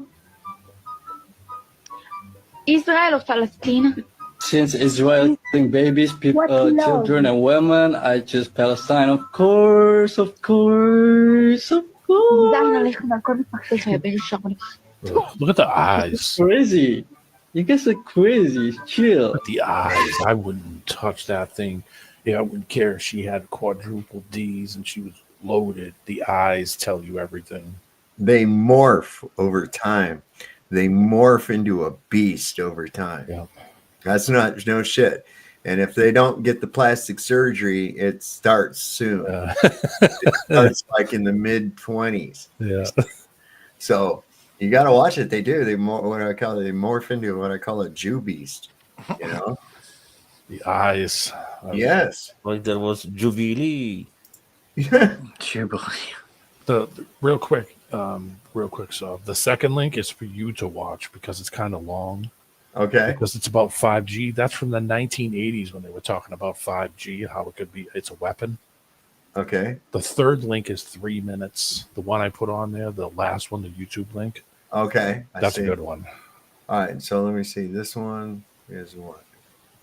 Let me see. Okay, 5G. All right. That's the bit shoot. Yeah, that's for you. The bit shoot one. Watch that in your. Oops.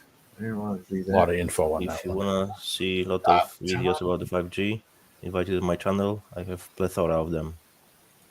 Even 6G. Let me see. I got to see. I have anything open that I don't need open? Yeah, I do. Okay. Just trying to keep this thing from acting silly on me. All right, stop sharing that. And then, oh, I lost you guys. Where you at? There you go. I had that tab. I have too many tabs. I can't tell what I'm doing here. Decentralize everything. Connect everything. Yeah, there you go. Right on, DJ. Let me make this big. Unmute it. I think we're ready to roll. Look, oh, you got to connect something there. There he is. Oh. Hey, what's going on, guys? Howdy, howdy. Oops. Yeah. Hello. So I seen you brought up the 5G. I wanted to ask you guys, have you seen the theory that they're replacing the Aether with 5G? Really? No. I've seen this one, yes. It's a great video. This video is great. What do you think of it, Janesh? Hard to say. I definitely know that they are influencing the air, so they're removing the oxygen from the air, and are you there? Even the air from the air, oxygen from the air around Hello, us. guys. Yeah, he's talking. You lost. Can you hear me? We can hear you. He dropped out. Right. What Yeah, what? He couldn't hear him or something? I think he's having internet trouble. He dropped out. Yeah. I had to go get a cookie. I'm hell on these chocolate chip cookies, man. Hang on. There he is. I heard a whoop. There he is. Well, that was weird. Your shit was weak when you first came on. 5G. Your shit was weak when you first came on because you popped into the background right there, and when I looked, it had your name down at the bottom, but there was like nothing for any of the other stuff that should be on. That's weird. That's why I brought that up, man. I think that's one big. So look at what happened during, let's call it the COOF, right? The big. I don't know what YouTube allows and does not, so I try to stay care. Right. I call it the Holocaust. The Holocaust. Okay, so the Holocaust. What was the main thing they did during the Holocaust? They put in that 5G. Right. Yeah. Okay, so let's look at what the 5G is. It's basically able to transmit thoughts, emotions, and energy, directed energy weapons, data. right? You know, let's backpedal a bit. It's like a Because counterfeit. it's important information. Look, if you check where the 5G was implemented and where the people were starting getting sick, exactly the same places, exactly the same spots. Without question, yeah. Havana syndrome. Without question. Even let's go further. If you really look into the history, every time when there was introduced radio, I was talking about this before, radio, TV, satellites, even radars, everything, every single Outbound. time was a pandemic. Why? RF, Because radio our frequency. body is fighting new frequency which is introduced to our body. What happens is then our cells are fighting this shit. During the fight, they create a lot of toxins. Yes. So as a normal thing, as a defensive mechanism, our cells are dispersing those toxins outside of the cell to survive. Then So- white cells, leukocytes, come and fight this stuff and dismantle it. During that time, the rise of temperature appears and you have fever. That's what it is. So if you listen to the military officials from the USA, for example, and many other countries, they tell you that 5G gives you electronic poisoning, and the effects and what you experience is the same as you would have very bad fever, very bad flu. Sorry. Real quick, a From lot of your the own mouth. a lot of the guys climbing those towers are getting really sick. Well, let me ask you guys this though. Like, think about this. Like, so I don't know how many of you are, esoterically inclined to think about like the Akashic record, I know what you're or talking about, yes. yeah, or I know you are, Yanish, and that's why I bring it up actually, is because you're on panel as well. Which, no offense to anybody else, but I've heard you speak about things like this, and so it's interesting to me because so it can transmit thoughts, like, based on the evidence we have, like it obviously you have targeted individuals directed, yes. Mhm. direct, yeah. So it can transmit thoughts and it can transmit emotions. That's the whole purpose of the entire 5G grid, is to blast these. So they've reduced the science of the human biology to basically a digital fingerprint, a digital identity, an Okay, IP question address. to you. Right, Are yeah. you aware of the biofield, which is part of your The body? the natural one, yeah, Yes, and then yes. it's connected into the entire like worldwide natural biofield, Yes. which is the It's Schumann original resonance. internet, which is called tryptophan. That's on it was created DARPA internet because it's from nature, because we are connected before to the nature and we could communicate on That's this level. interesting evidence, actually. That's Disturbing actually- the frequencies naturally you would get from being around other people close. So theoretically, and presuming that we know that what they show us that they have, or what we can even glean from being people like us and being inquisitive and looking into things that are suppressed, like what they show they have is still probably at least years, if not decades, behind what It's they actually 4 levels below, 4 or 5 levels. What they have. easily, right? So my question is, how would what they not be trying to do is create a soul trap 5G energy grid, artificial infrastructure of spiritual energy?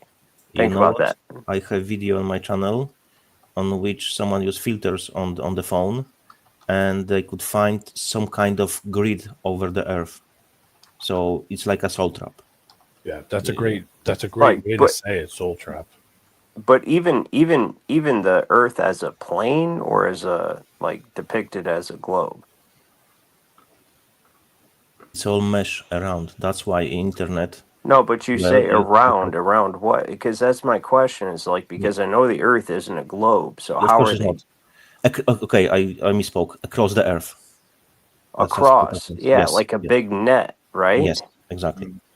Like a mesh. soul catching net. Maybe. Let's can we watch this video here real quick and we get Yeah. this on the This is a table good one. real quick. This is the best flat earth proof, straight from NASA itself. All right, I know this sounds wild, but stick with me. NASA, the very organization that's supposed to be showing us the truth about space, may not be telling us everything. No shit. Forget about the flat earth for a second and just focus on NASA. If you dive deep into their documents, things start getting really questionable. Oh man. They've released official reports that don't exactly line up with what we've been taught about a spinning globe. Here's the kicker. In one of NASA's own documents published back in 1988, they described the Earth as flat and non-rotating. Yeah, you heard that right. This report is called Derivation and Definition of a Linear Aircraft Model. It's all about complex math and flight dynamics, but on page 35 it straight up says, this, concluding remarks, this report derives and defines a set of linearized system matrices for a rigid aircraft of constant mass flying in a stationary atmosphere over a flat, non-rotating Earth. They're making calculations based on a flat, non-rotating Earth. Why would NASA, of all people, use that model if we're supposedly living on a giant spinning ball? Think about this. Wouldn't the curvature and spin of the Earth need to be considered while developing aircraft? According to mainstream science, yes. But in this official NASA paper, they don't. It's almost like they're admitting that for their real-world models to work, they need to treat the Earth as flat and stationary. So what does that tell you? If NASA's own calculations rely on a flat Earth, doesn't that make you question what's really going on here? Let's take a closer look at the so-called planets. So here's what we've all been told. Earth must be a sphere because, well, all the other planets are spheres, right? But here's the thing, Earth isn't a planet at all, it's a plane. The shape of the so-called planets in the sky has no connection to the shape of the ground beneath our feet. For thousands of years, people have known these planets as wandering stars. They move differently from the fixed stars in the sky. But are they really solid spherical objects? Let's break it down. When you look up at the sky, whether with the naked eye or through a telescope, what do you actually see? Stars, both fixed and wandering, look like glowing lights, not solid, round planets. NASA might show you computer-generated images of planets that look like spherical worlds, but those aren't real photographs, not at all.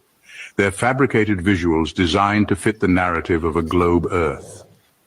Here's something interesting. The word planet itself comes from the Greek word planetes, meaning wandering star.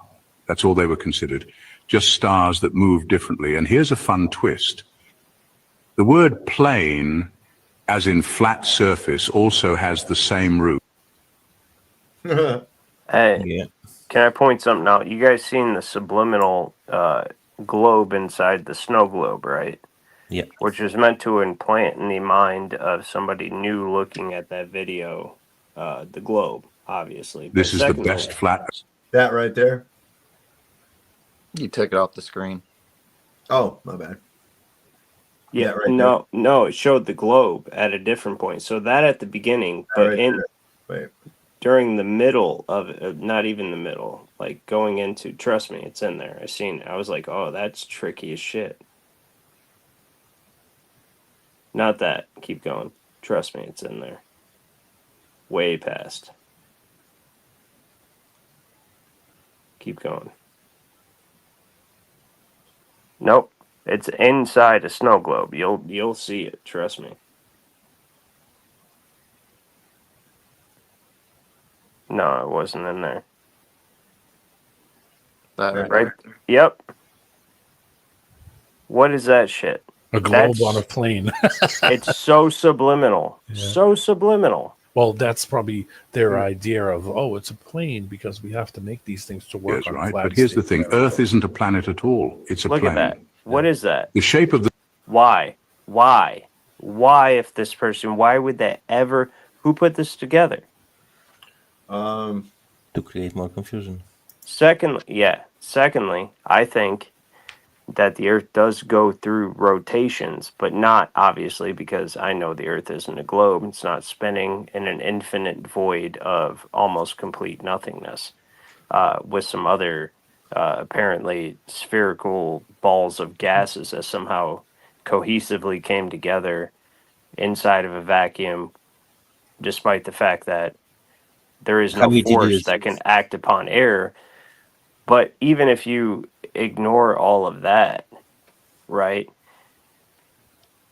I think that it goes through a revolution in a positive and negative electromagnetic sense. And that is actually the rotation, that this is how they get away with it, because they present it to you in inverted aspect. Like they show it to you as the interior of your astrology, where the sun is the ego in the center, because it is. Which brings me to my next point, is why they're blocking out the sun.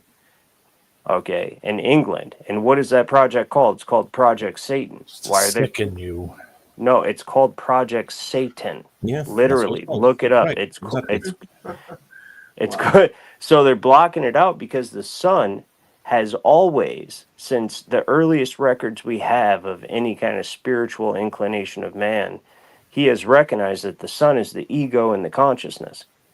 And what's happening right now is people like us, everybody, look, how many people do you have watching right now? Every single person, a ton of people, every single person on here right now is watching because they're waking up. This is unprecedented. They're reeling. They don't even know how to respond to it, I think, personally. Do you know what I mean? But that's because we're now entering the positive phase of the revolution. And that has been why they have these target goals for all their plans. Light 20. also can sanitize also. So if that was the case and they wanted to make you sick, Do you guys get what I'm saying? Block the sun from Yeah, it. I guess you 100%. No, because it's astrological, so that it's the stars, the firmament spinning above us that is dilating us through positive and negative, even societal situations, but essentially energetic situations that ultimately manifest as societal situations. It's been happening over and over and over again. For Getting now into the era of Aquarius. Yes. What do you guys think about that? Well, it's an interesting theory, man. Do you guys remember that? You remember that experiment they had with those scientists in the fake dome? They were supposed to be in there for years. Oh, the biodome. Biodome, and they all got sick. Every single That was one a of them real came thing. out. They looked like crackheads when they were walking out of there. Yeah. Shit. Thought that was a movie with Pauly Shore. No, Yeah, just kidding. well, that was the concept. That was the whole concept. When they really went and did it, it was Didn't a work. disaster. Yeah, Didn't work. There was and medical it was a lot of problems. it was the lack of sunlight. Yeah, sunlight, and because of the air they were breathing and the systems that they tried to completely manipulate. Oh, we can totally do that. We know exactly how it works. Mhm. Everybody that walked out of there looked like they were getting ready to drop. Mm-hmm. They did not look good. Back in 2 minutes. You know, well, Janusz, I'm getting ready. I'm going to show this thing that came from Stu Peters here in just a minute, and it's these faith leaders. Like, well, Will Duffy, and who's that character down there that they went and debated in Tennessee? Locke. Yeah, yeah. Locke, yeah. And then, of course, your bigger ones. You've got Joel Osteen. Yeah, Joel Oh, yeah. Osteen. What is this guy's name? The devil guy. Schuler. Yeah, I know who you're Robert talking Schuler about. Jr. I guess he's in it now. And yeah, you got who's that guy with the demon eyes? Yeah, him. Oh yeah, I forget his damn name every Yeah. time. Hey, listen, they're dangerous people, man. Listen to what this fucking idiot has to say. This is crazy, man. This will piss you Kenneth off. Copeland. There you go. Copeland, yeah, that's it. Yeah, Copeland. Yeah. He's been on TV for years and years and years. This guy, man, this will make you mad. Oh, I believe that the best thing to do with Gaza right now is to just level the whole place out, like Trump said, and rebuild and restart again, because there's nothing there that This is their rightful homeland, Reverend. These people have been there since the days of Christ. They've been there for 5,000 years. They're the actual real Israelites. They are the Semitic people. This is their homeland. Why should they have to leave there? Where are they going to go? Here? That's not America first. They're going to come. My suggestion is that we stop bombing them and that we hold accountable the people who have turned Gaza into what it is. Everybody wants to talk about, like Donald Trump, how unlivable this is. All of the ruins. You know, they show all of the unsustainable living conditions. Who made it? Why is that us? Who bombed all of this stuff? Who killed all of these people? Who ran all these people out of there? Why are all of these people who natively belong there, that this is their rightful homeland, why are they being chased out of there at the end of a gun barrel held by, the IDF or U.S. troops? Why? the answer that I'm aware of is because they used all the funds that they were given to build tunnels in order to invade Israel on October 7th. Oh, please. If my information is wrong, I need to be educated and I need to study that. Yeah, you do. But that's my Definitely. information. They did not use the money to feed their people and care for their people and give them what That was they a very fair way to Feed say their people that. and care for them. I mean, this buy Benjamin bombs and to Netanyahu build has. tunnels in order to Okay. attack Israel and innocent citizens. And Benjamin Netanyahu educate me has if I'm cut wrong off with the water supply. He has cut off the food supply. He has cut off humanitarian transport. He has cut off electricity. These people have lived in an open air concentration camp at the hands of that war criminal for decades.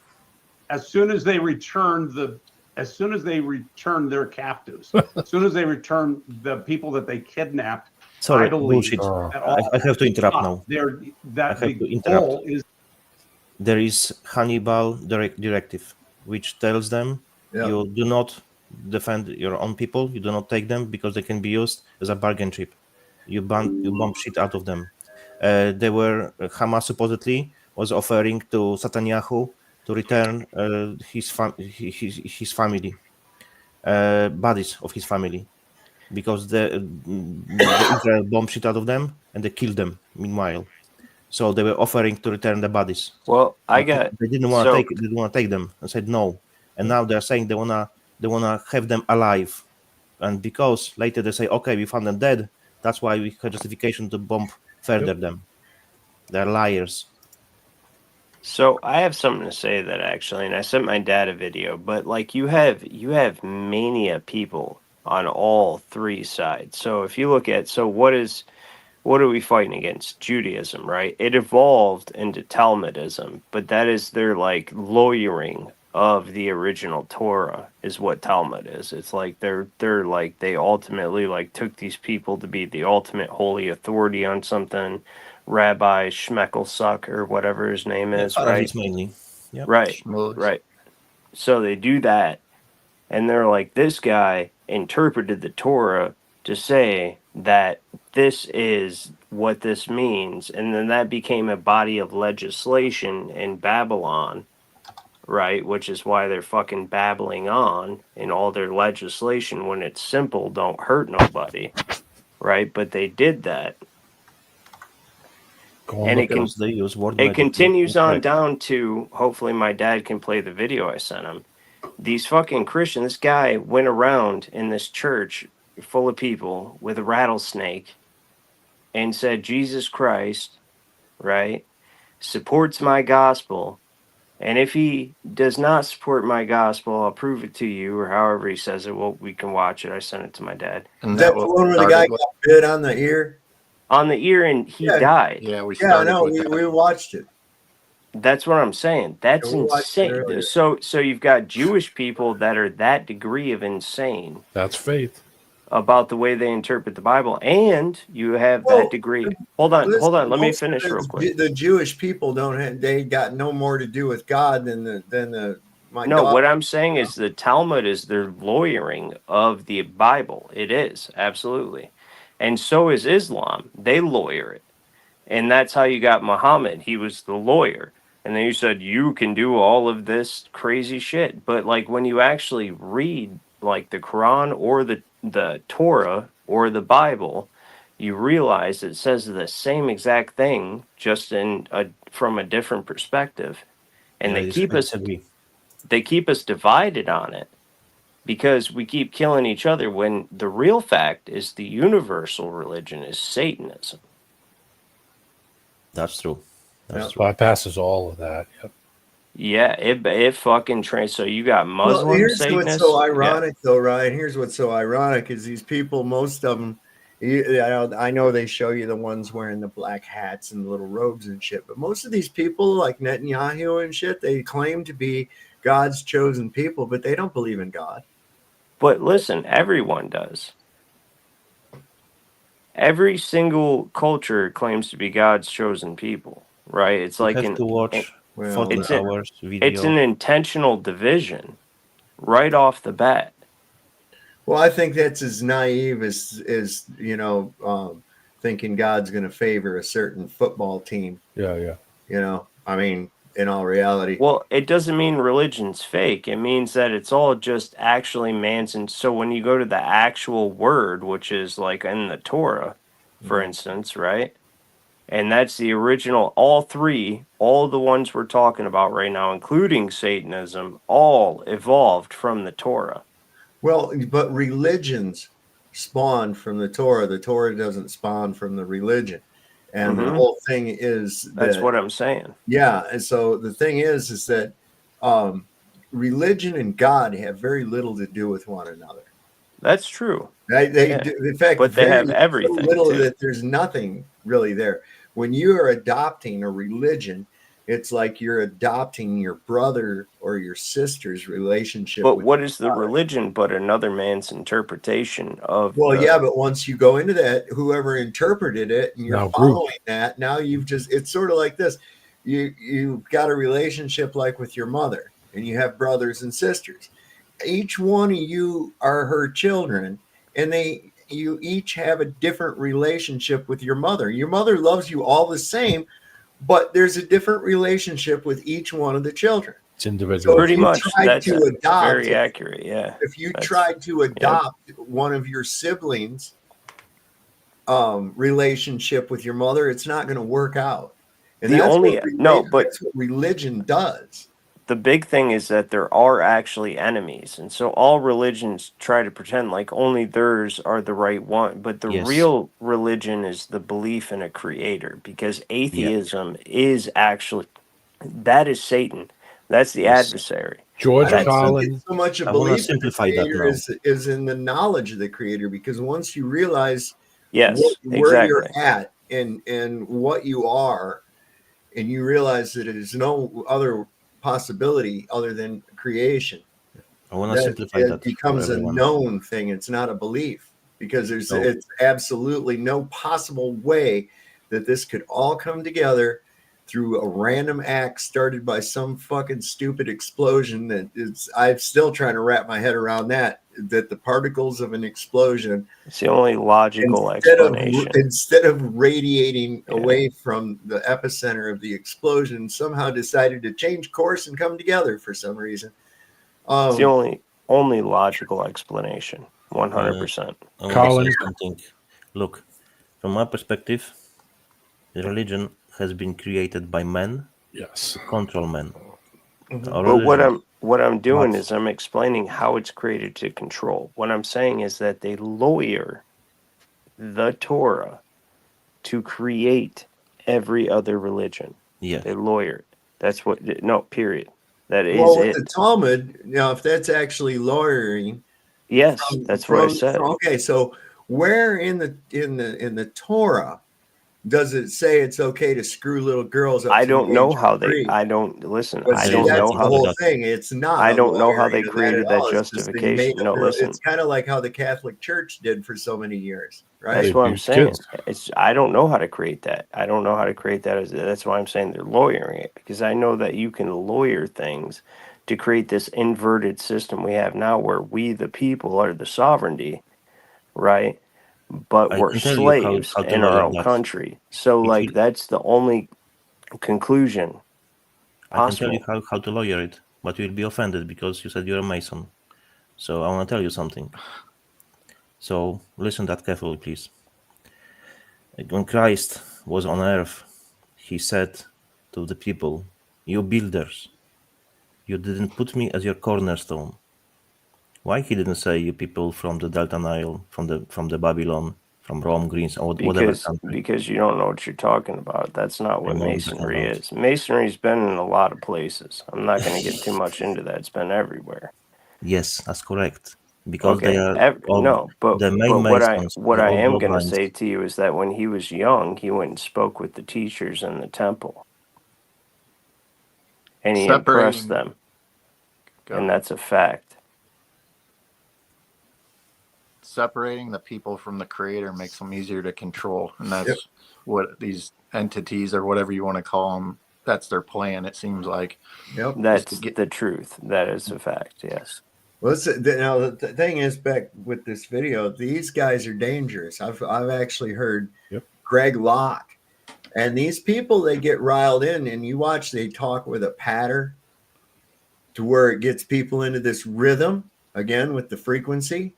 If you listen, when you're talking about the Jesus and they had this is the pattern, da da da da da, and the inflections that come in and we go into your, and this is how they work this shit, and they get these people riled up with that message. And I've heard Greg Locke say that they need to blow that dome off that rock so that we can have the second coming and the temple will be built. Amen. Hallelujah. Like that. And the people just go, yeah. This the wow. Yeah. And that's how these guys operate. And it's dangerous because it's a hypnotic thing. Group think. Yes. And the euphoria of everybody agreeing, and Grandma's got goosebumps. Yeah. Hey, she stands up. Yeah. It's dancing. And throw the money on the stage.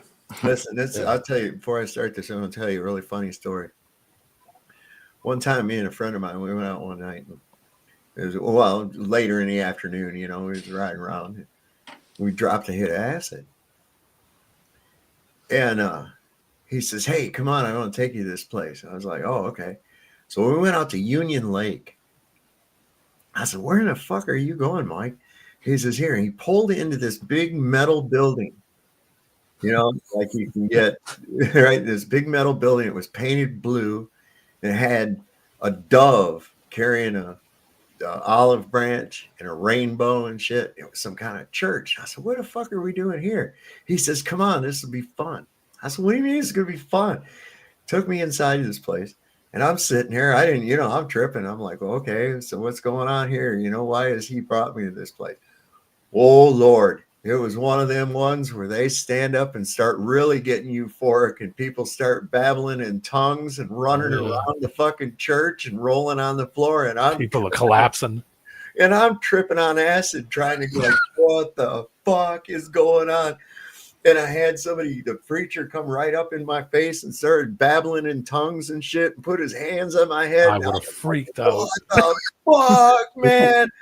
So I was like, what do I do? So I just, I melded in. I stood up and I went, whoa, blah, blah, blah, and started singing. I ran toward the door and went the fuck outside, man. And my friend was sitting on the hood of his car laughing his ass off, man. And I was like, don't you ever do that shit. Motherfucker. You had a real fear and loathing experience. Oh, my God. Elwood, the band. The band. They had the live musicians and shit too. That was like, it was a Do you see the light? I see the light. But it was nuts, man. These people, as a woman stood up like right next to me and started talking in tongues and looking up at the air and shit and saying this shit. And I'm trying to figure out what the hell she was saying. Oh, it blew me away, man. That was nuts. It's kind of like them snake people, where that guy got bit on the ear. That was fucked up. He died. I didn't know he died. There was like no conclusion to it. It just showed him puking and leading him away. And I figured he probably didn't do too well from it. To get their prisoners back. So they were just supposed to sit there and take that for the rest of their lives. Your electricity's off, your water's off, your food is off. You're constantly being rocketed. Your kids are being stolen. Your wives are being raped. They're never supposed to stand up for themselves. Am I wrong? This is not an act of self-defense, Reverend. This is a genocide. This is a mass murder that's taking place. Oh, a member of Hamas was hiding amongst some kids at a school in Gaza, so we just blew it up? You think you're a proponent of just leveling a place that you speak of as Gaza, like there's not actually human beings there. 50% of that population is under the age of 15. 75% of that population is under the age of 25. They're not radical Islamic extremists. They're kids. Have you read their instructions that they have been given throughout their schooling? Have you read their so now what we're saying is kill the kids because they may grow up to be terrorists. No, I'm not saying that. Yes. What I am saying is that they have been indoctrinated in evil and they've been indoctrinated in hate. And we have to stop hate. I would say the same thing about our church here. Our church has been indoctrinated in evil and hate. Our church has been so indoctrinated in evil and faith and hate that now faith leaders are openly saying on national broadcasts that they agree that we should just wipe out an entire population and build Trump Gaza atop the bones of those dead kids. That's how evil and hateful our church has become. That's how indoctrinated our people are. People will puff their chests out and say, this is our greatest ally because it's the talking point on the Fox News channel, which conveniently is funded by BlackRock and Vanguard, who are headquartered on Rothschild Boulevard in Tel Aviv. That was an excellent cross-examination by Stu Peters. That motherfucker is a gangster. Lawyer, like if he was a lawyer, saying it like it is. Yeah, like he that's what you do. Just logic. Like, hold up, what are you saying here? I wouldn't have anything to do with that entire region. I would just say, good luck to you guys. You work. No, you wouldn't want to say attorney, for sure. But I'd like to know what's left to bomb. Well, they've already pretty much carpet bombed that whole place. Well, what they're doing is they're setting up refugee camps for them, and then when they go in there, bombing they the bomb camps. Yeah. Oh, They move set over up here, food- and then they set up food stations for these people, and the guy will go out there. You know, dad leave the family at wherever their tent is now. Leave them and go off to where the food distribution's at. They go to get food for the family and shit, and then a truck, the whole thing gets fucking blown up by an airstrike or some shit while they're there trying to get the food. But the whole thing's to control the food for a family. That's paid for by somebody. That's the whole point. Is like these people thinking they can take money from one person and give it to another person out of some sense of moral authority is the fucking problem in the first place. Whether it be the welfare program or the United Nations. That is the whole basis of the taxing of your property rights. You're a member of a membership corporation. You receive benefits such as Social Security, disability, welfare, and access to all these programs you don't fucking need because they presume you agreed to them. You just disregard it, and the whole system crushes in on itself immediately. And it's all voluntary compliance through the 14th Amendment. It's that simple. You just say, hey, fucking go down to your county recorder, your register, whatever you have, and say, hey, I'm not a United States citizen. Period. Cite I am McDonald v. national. State from Indiana Supreme Court. One may be a citizen and voter of a state and not a citizen of the United States because they're separate. You're part of a membership corporation. When you created the states created the federal government. You can't be countryless. That's against No, you're not. It's your state. Do you know what the state is? Your community. Yeah, your state is your country. It's your community. Exactly. You could be stateless or homeless or houseless or whatever you want. I don't understand your logic. So, but you can't be countryless. I can't say, hey, I don't want to be. I want to live here, but I can't be. Well, hold on. Wait a second. What the fuck are you talking about? Maybe what you're not getting, D-Man, is actually under that you are only a resident. Yes. Of your country, okay, which is your state. The United States is a nation, but it's also a corporation. And under it's only in the District of Columbia. That means that you actually are part of the District of Columbia, but you reside in whatever country you're in or state. Yes, that's why you have this little 10 by 10 square mile place conquered every state in the union. But they can't exactly provide the economically by offering you benefits. Economically by offering you, they engineered through the banking system. They engineered economic crises that affected the entire union because we were a union, just like the European Union is today. We were a union, but the people ran it, not corporations, right? They enticed the greedy rich fucks among us, we the people, into signing on to, right, this big banking scheme based on trust indentures and servitude, right, by basically just buying all the politicians. You just buy all the politicians. You buy them all. To extend and then fuck the people. Because listen, you know why we fund the government through the proper tax system? It's simply this. We fund them through the proper tax system, so we are the creditors. We are the creditors. Okay? We credit. So They can't turn around and enact things because think about the power of who you elect. These people go and decide what public policy will be. We're kind of straying way off. Well, I'm just saying. Real quick, that did remind me of this. This is kind of interesting, man. I want to do this before I forget about it.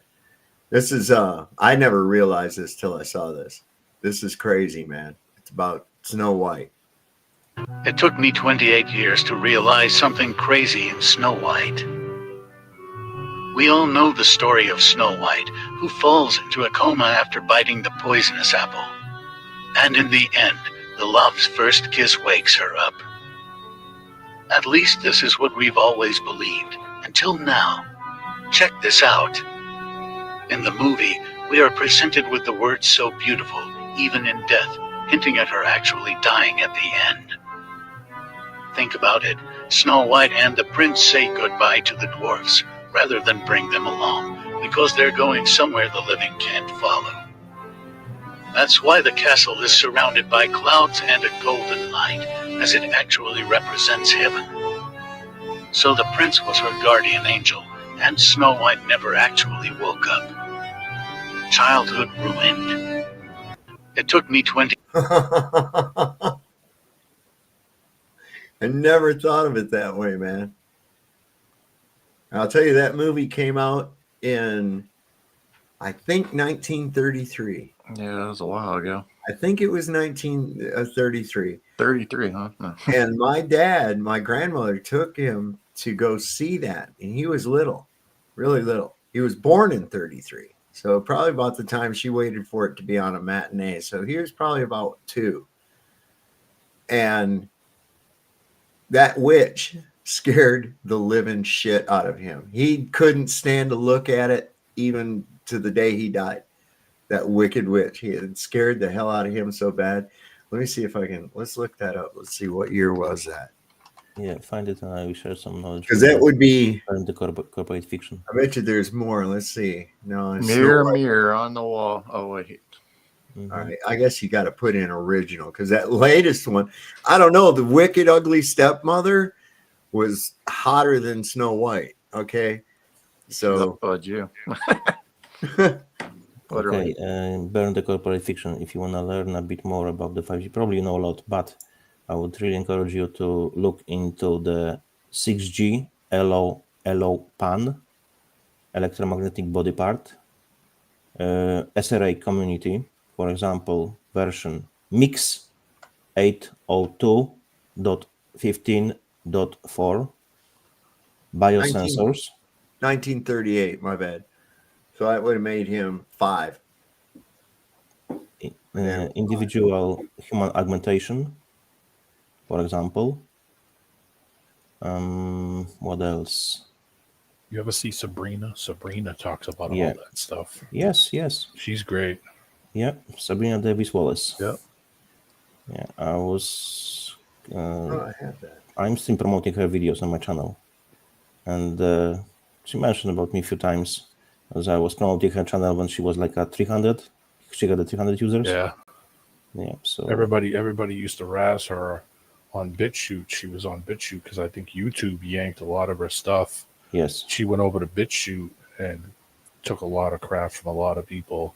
I used to watch it and think it was a little crazy until I started to do a little looking research into it. and Yeah, think, she's wow. on point with everything. Look, I'm deep into the IT stuff, so I understand what she's talking about when she's talking about the IT jargon, but people don't get it because she's using high-end language. Yeah.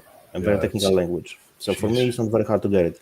But for majority of people, unfortunately, it is. So people have to look into the definitions to understand, to grasp even the concept of what she's talking about. Oh, yeah, she's super smart. Yeah.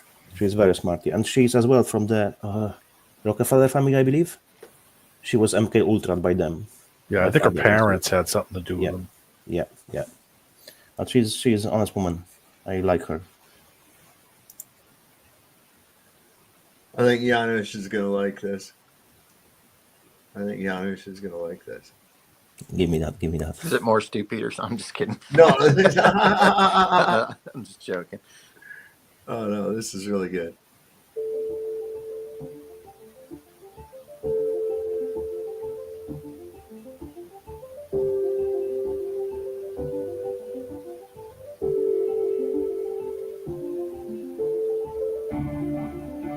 Pull the arrow and it equalizes. Yeah, yeah.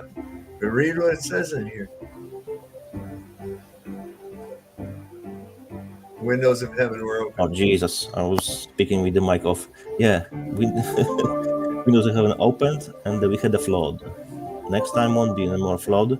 That's why you have rainbow, because it's a promise from God. There will be no more flood. Next time will be fire and brimstones.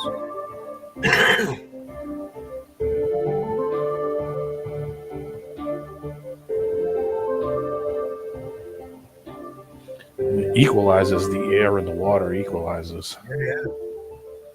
I thought that was pretty cool, man. I like that little demonstration along with that scripture. It works. I mean, it's like you can kind of, it gives you a better idea of what they're talking about, you know, or at least the concept of it. I don't know. Where did Burn the Corporate Fiction go? Dropped out. We are living corporate fiction. That's why we have maritime law, admiralty law, law of the sea. That's why we have citizenship. Yeah. It's all connected. A lot of related to water. The money. We have the money, which is currency. What we have in the river, current, yeah, and currency in the sea. And further, when ship goes to the dock, yes, the port, always has a manifesto. All goods on the deck, below the deck, all the people. So what we say, my mother is going to give a birth. Yeah, water. birth is like they're bringing a ship in. Yes, exactly. Tying it off. Yes, water broke. What mother is going to do? She's going to deliver a baby. Yeah. Where? In the delivery room. Why? Because she deliver goods who are paying taxes later. So and by a doctor. Yeah, by doctor, exactly. Yeah. And then you have birth certificate, which is manifesto. What's the baby living in? It's living in the water. And it all Yes, came from exactly. sea, Water man. I'm broke. just kidding. And when they cut your placenta after the birth, they consider this cut part of placenta as a living man. That's why you are lost at sea, because you didn't claim your manhood or womanhood, because this part is considered as a man. You're considered as a fiction. So that's why they create strawmen. It's the because birth you didn't canal. correct your status. Sorry? Yeah, birth canal, right? Birth canal, yes. Because you didn't correct your status. You are still considered as a corporate fiction. So you have to correct your status to become living man or woman. Ryan just did that. He Very just good. did that. He corrected Brilliant. his status, yeah. Burn the Corporate Fiction that was just up here. He did that recently. Check, this is pretty wild too. This is your SpaceX shit. Blue Origin. On a tous compris que les images sont des CGI. Il n'y a plus de débat là-dessus. Non mais regardez les graphismes. Mais le plus fabuleux, ça reste le moment où les actrices ouvrent la fausse porte trop tôt. On leur dit de vite la refermer. Et Bezos qui débarque avec son levier en métal. Here goes Jeff Bezos to open the hatch. Pour faire semblant d'ouvrir une trappe déjà ouverte. C'est une farce. Mais avant tout, c'est un rituel. Elles partent dans un phallus et reviennent dans un utérus. L'œuf cosmique. C'est pas un vol, c'est une renaissance. Comme la tournée de Beyoncé. Parce que les célébrités féministes sont là pour célébrer la nouvelle race androgyne. Une ascension artificielle, suivie d'un retour dans l'utérus technologique. Parce que dans l'occultisme, tout est inversé. So I feel really connected to that strong divine feminine right now. Le féminin sacré est remplacé par une figure synthétique, androgyne, robotique.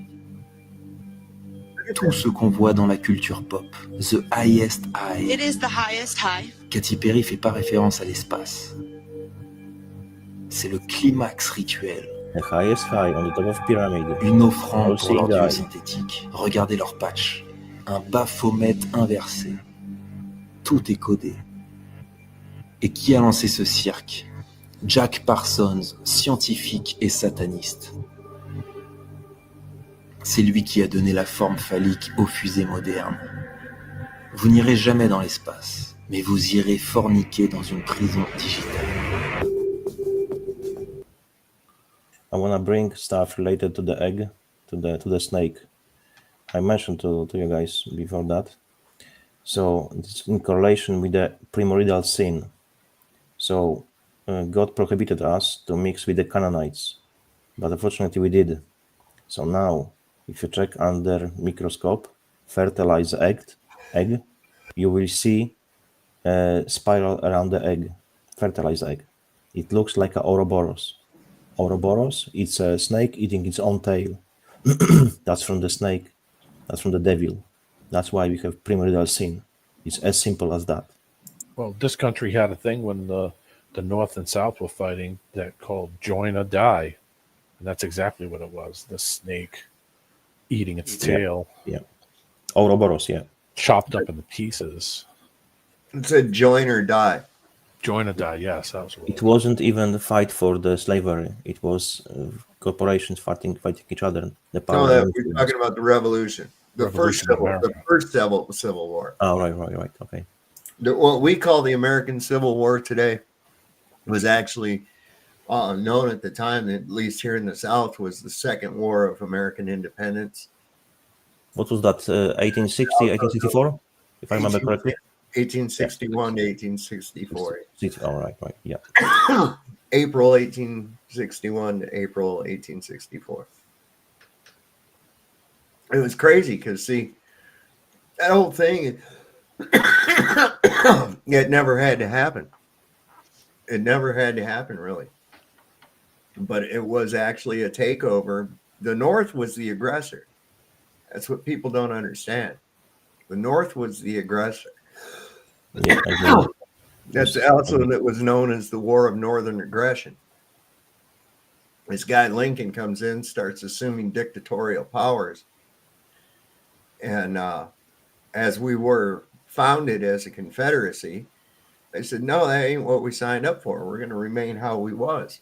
We're independent. We'll just have to be independent without you. And well, they needed the agriculture of the South, and Lincoln was a fucking tyrant. He was terrible. He was like Obama, the original Obama. He was just terrible. Hated equally North and South.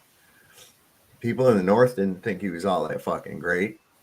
The only reason you don't see a lot of the newspaper articles that would be saying anything about him bad is because any of reporters and shit that wrote bad about him, he had them locked up.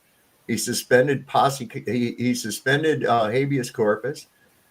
He put pretty much everything down under martial law. So he was jailing all of his detractors, putting them in military prisons and shit. Each war is created as lowering numbers of people on Earth because it's easier to control. But now it's going out of their control, so that will be the next one possibly. But mainly, each war, it's sacrifice, genocide, mass sacrifice to their gods. Their god, exactly, god of this earth. That's what they do. Moloch, Lucifer, it's all and one and the same. Well, that golden circle, Phil, I know that that John Wilkes Booth was a member of this, and it was like a kind of an underground organization. I want to delve back into that one night here for movie night. I happened to find a movie that was made in the 70s, I think, in the mid to late 70s. And it's called The Lincoln Conspiracy. And it's pretty good, where it suggests that his cabinet was really the ones behind him being assassinated, and that the guy that they actually caught was not John Wilkes Booth. You're kind of muffled again. I can hear you, but it's. He said it wasn't actually John Wilkes Booth. It was a Confederate soldier. The guy had the wrong leg was broke. And there's a lot of evidence to suggest that John Wilkes Booth escaped to London and lived there the rest of his life. Another patsy. Yeah. because they shot the supposed booth in a tobacco barn. That's one of the similarities between Lincoln and Kennedy. Have you ever heard all those? Yeah. And one of them is that Kennedy was shot from a warehouse, and the assassin, Grassy Knoll. Yeah, it said Kennedy was shot by the assassin was in a warehouse, and he was caught later in a theater. And Lincoln was assassinated in a theater, caught in a warehouse. Assassin was caught in a warehouse. Yeah. Anyway, that's the thing. Yes, there's even connection between the names and surnames that cost as well. Well, Lincoln had a secretary with the last name Kennedy. Yes. Kennedy had a secretary with the last name Lincoln. Kennedy was one of the names that was on the ship for that big names list we talked about a while ago. Oh, really? Yeah. Kennedy was also one of the names on there. So was Collins. Now, right over here, not too far from here, just over here on the other side of the mountain on the Valley Pike, is a place called Lacey Spring. And it was named after the Lacey family. And Abraham Lincoln's dad was from there. And so a lot of Abraham Lincoln's cousins and aunts and uncles and shit lived in Lacey Spring. And it was one of the few little towns that weren't put to fire by Sherman and Sheridan when they came through. So interesting. Telling. Yeah, it's all games. But yeah, anyway, that dude was a piece of shit. He really was. We were supposed to be a confederacy, and here we are now, a federalist bullshit. You know, it's like. So quick task for you. Show me just one, only one. I'm not asking for more. Just one politician who is not shit. My friend who's the mayor here in our town. On local level, yeah, it's a different story.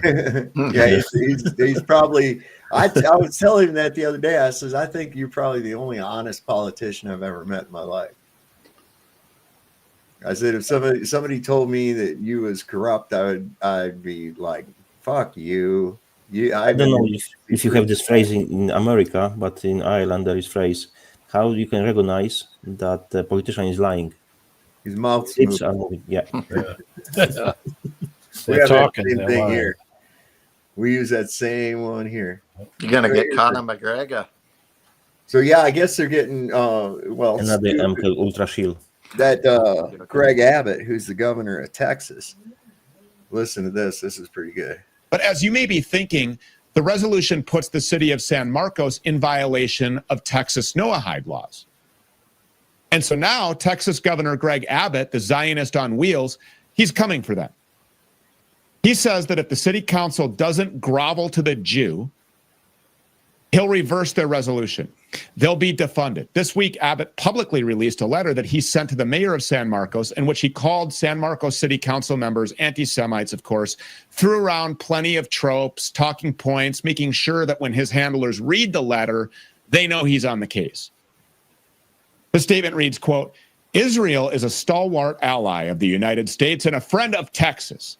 I have repeatedly made clear that Texas will not tolerate anti-Semitism.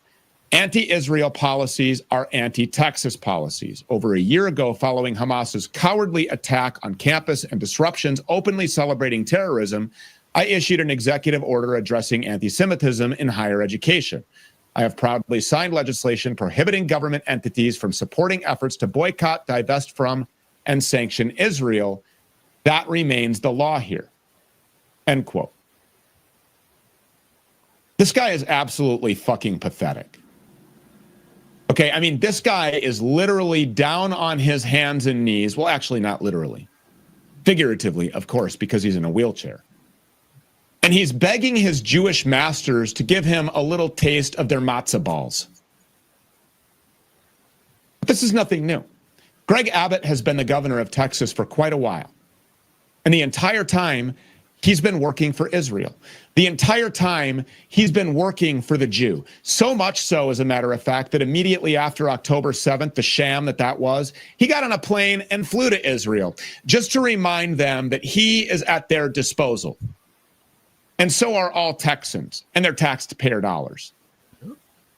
A statement released by his office at the time that he took that trip explained that, quote, Governor Greg Abbott this morning arrived in Israel to reaffirm Texas's enduring and unwavering support of the state of Israel, the Israeli people, and Israel's right to self-defense amid acts of war by the brutal terrorist organization Hamas. This is Governor Abbott's third trip to Israel since elected governor in 2015. During this trip, Governor Abbott will meet with Israeli officials and visit with the victims' impacted families to gain firsthand knowledge about the impacts of the Israel-Hamas war and ways that Texas can continue to support Israel, America's strongest ally in the Middle East. End quote. And by the way, that statement, it went on to list several times that Greg Abbott firsthand knowledge about the impacts of the Israel-Hamas war and ways that Texas can continue to support Israel, America's strongest ally in the Middle East. End quote. And by the way, that statement, it went on to list several times that Greg Abbott, as Texas governor, has given millions of taxpayer dollars to Israel and to Jewish organizations and causes here in the United States. Like when he gave $4 million to a bunch of synagogues just days after October 7th. God damn it. And obviously he was in Israel getting instructions on how to proceed going forward, on how to militarily conscript American citizens in the name of Israel, just like he did at the University of Texas, where he ordered militarized police to brutalize college students waving Palestinian flags and calling for the end of a genocide. I mean, this guy is just an absolute traitor to this country and really a traitor to mankind itself, to all of humanity. English is a wonderful language, but Greg Abbott is one of these people who's so disgusting, we might not even have the words to do him a justice, much like his boss man, Benjamin Netanyahu. And make no mistake here, Greg Abbott and his Zionist regime in Texas, they're the model for governors and state governments all over this country. This is exactly what AIPAC wants to see in your state capitol building. This is exactly who the Jews want to install in every state in our union. They already have DC, and now they're working around the clock to turn every state into another Texas, every governor into another Greg Abbott.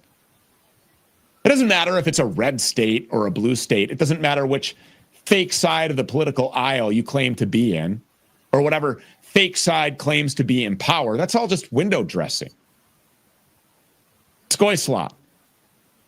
It's all just a distraction for the general public to fight over while a stake is driven through the heart of their country. Oh, man. Because when we're talking about politicians, whether it be federal or state or local, all that matters is how adequately they serve the Jew.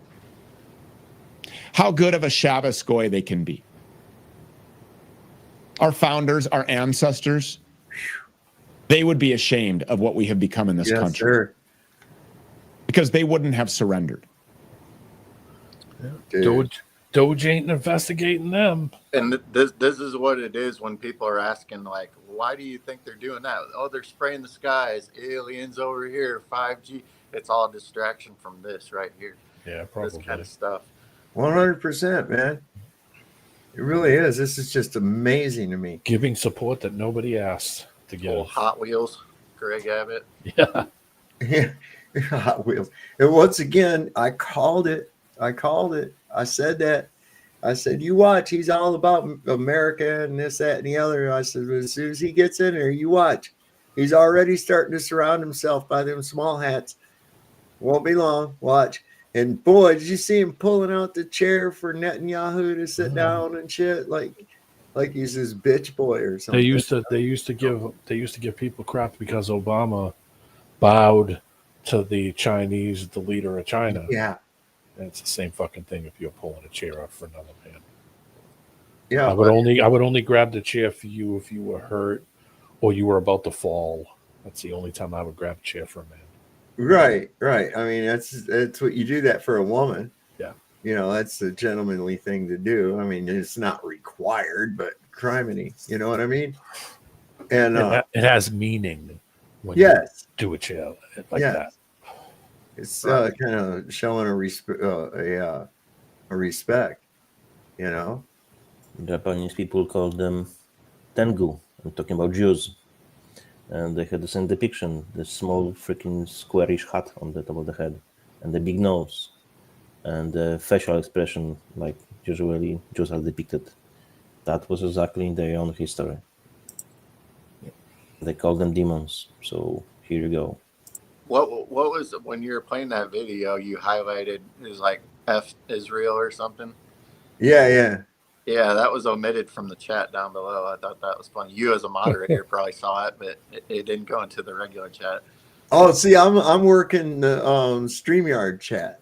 Yeah, I know. That's right. You can see it, but I think it was omited from like the YouTube chat for all. Oh, that's crazy. So unless you highlighted it, nobody else could have seen it. Ain't that something else? Sure is, ain't it? Got your word out for it. You're welcome. I helped you bypass the YouTube censorship. All you got to do is look at an old, diction, one of the books there that we used to get through schools, and look at the maps of the world in the 40s, and there was no Israel there. It was Palestine. Yeah, and it was really quite a beautiful place. It really was. It was considered like one of the people used to like to go there for vacation and shit.